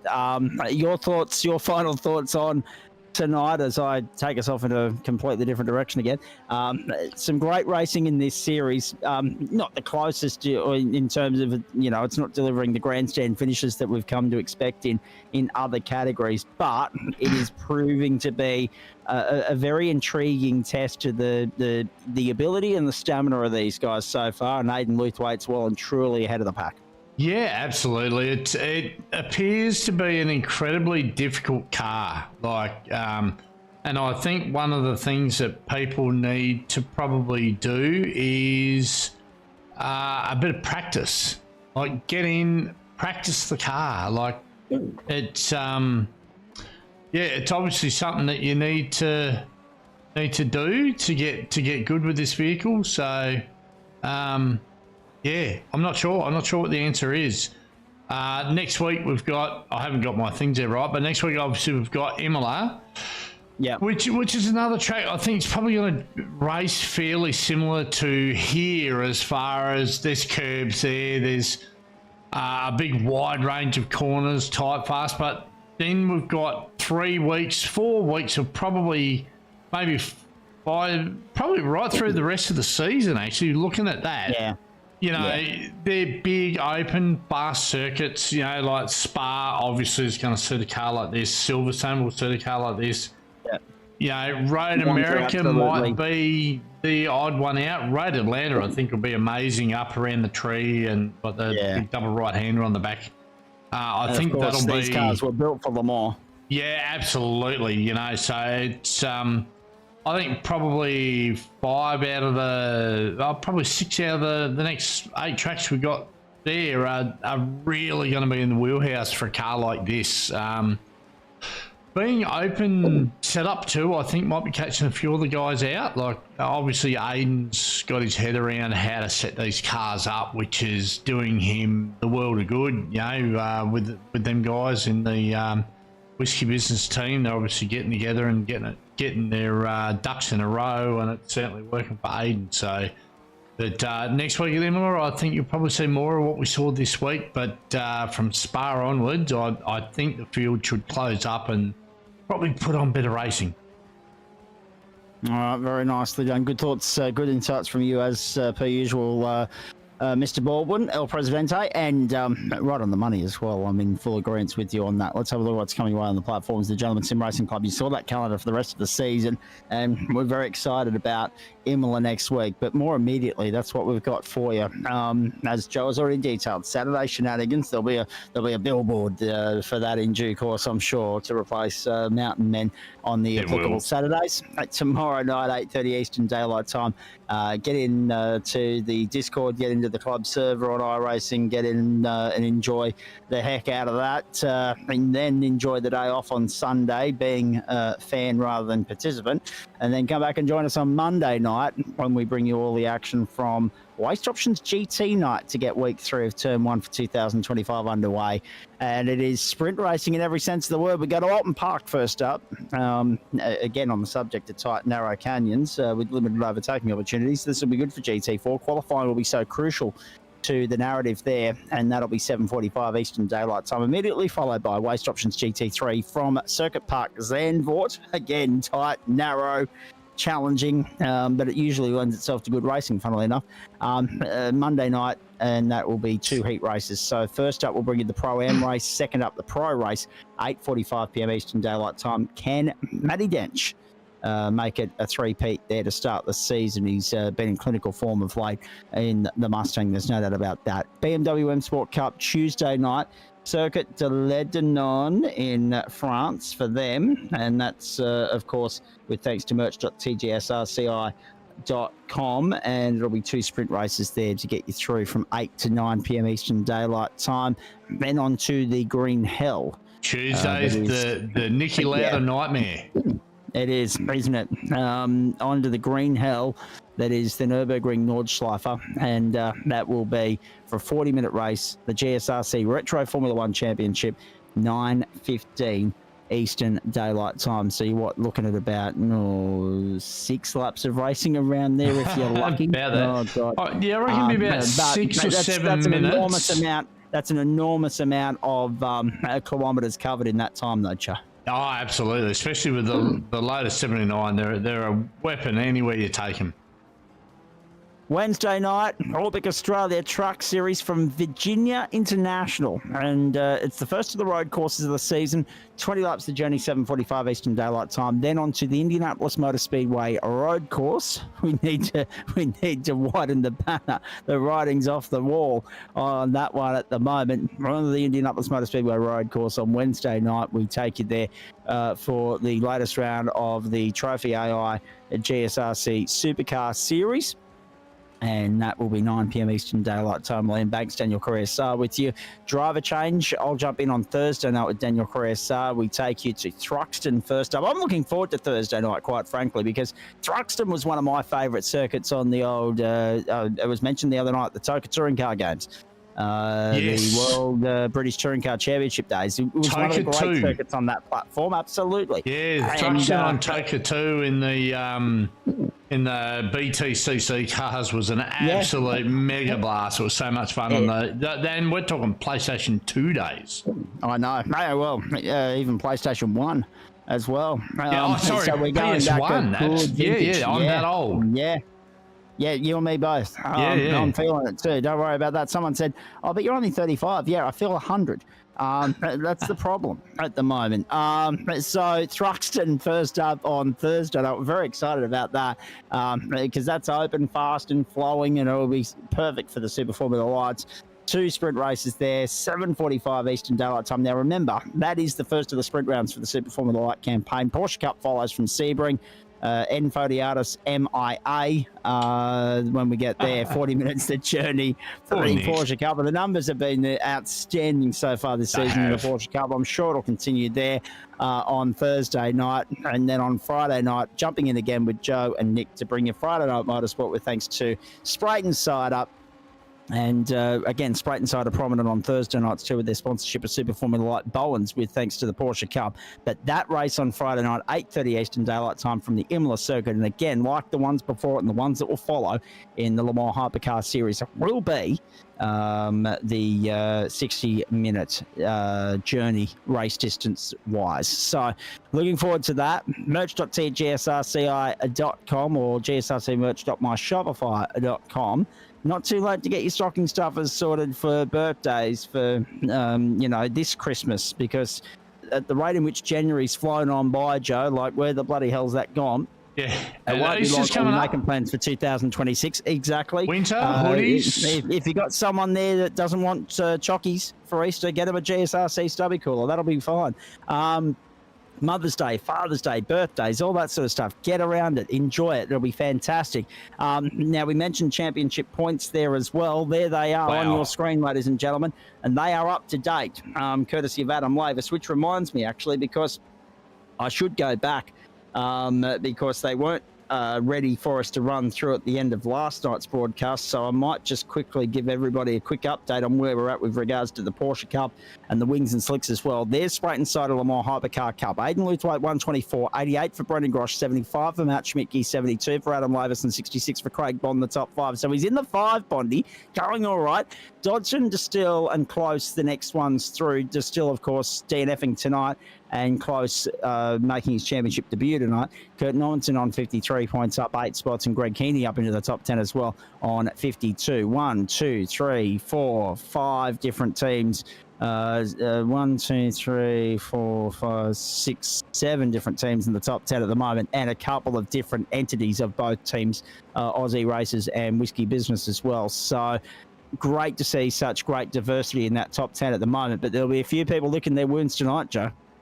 Yeah, definitely. It was a lot of DNFs, and it was a tough night at the office actually. So they, like I said before, I think they probably need to have a look at a bit of practice, get their setups sorted, and probably drive to suit the car. Keep them off the curbs. They really, really don't like the curbs. So that'd be my.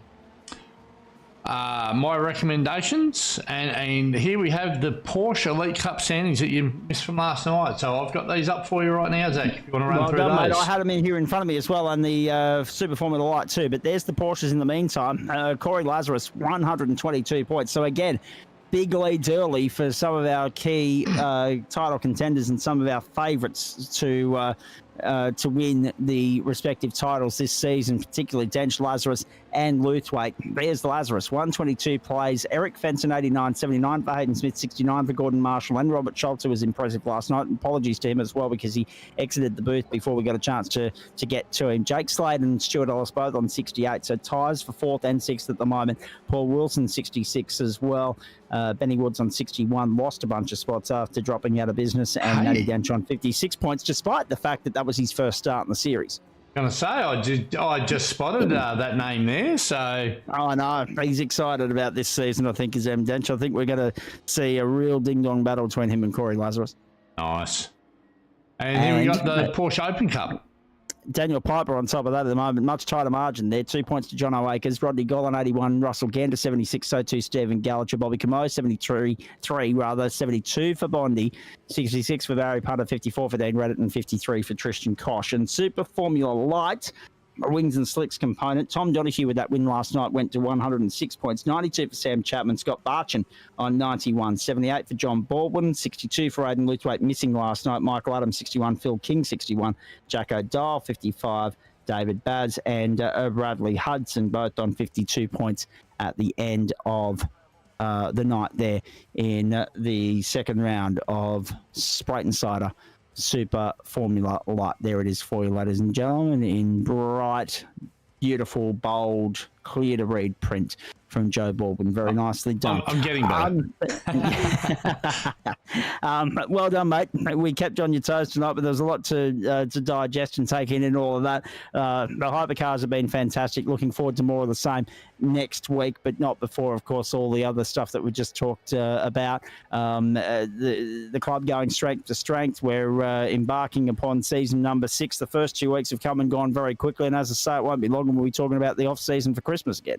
Oh, definitely. It's just, I know, the holidays at the start of it, it's like, oh, God, we got, 8 weeks or 6 weeks or whatever it is to a racing. And it's now it's like, geez, we're 2 weeks in already. What the hell? Like, and it's difficult for me too. Like, work, I mean, this is a me problem, right? But work for me is really busy, and I really want to run a lot of the races this year, the supercars, or this season rather, the supercars and the Lotus 79 is one of my favourite weapons on the service, and I tend to probably go better in that than just about anything else, and I just haven't been home from work in time to run it. So hopefully this week, I don't know about going to the Nürburgring with it. I'd end up doing I'd probably catch myself on fire. I'd prove the game's got fire. I'd do a Nicky Lauda up there on the Green Hill with it, but it'll certainly be a monster race up there for the guys that get involved.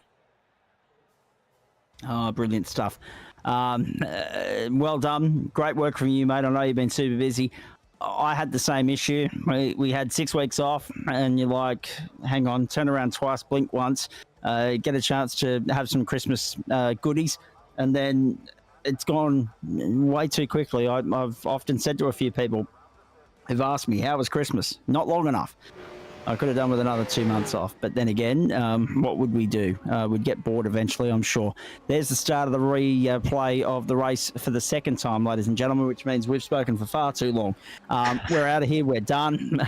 Friday Night Motorsport on the platforms of the Gentleman Sim Racing Club for week 2 of Term 1 for 2025. On behalf of Joe Baldwin, Nick Fodiatis, the entire crew here, it is an enormous weekend of sport right around the country, right around the world. It starts with tennis, the Davis Cup, the Aussies in action tomorrow morning. Yes, you heard that correctly, 3 a.m. on the Wide World of Sports up against Sweden. That's an away fixture, but it's an important one for the Aussies. If you're a fan of Six Nations rugby, it starts up this weekend. The women's Ashes, the men's cricket against Sri Lanka, of course, the Bathurst 12-hour, the Cadell Evans Great Ocean Road Race.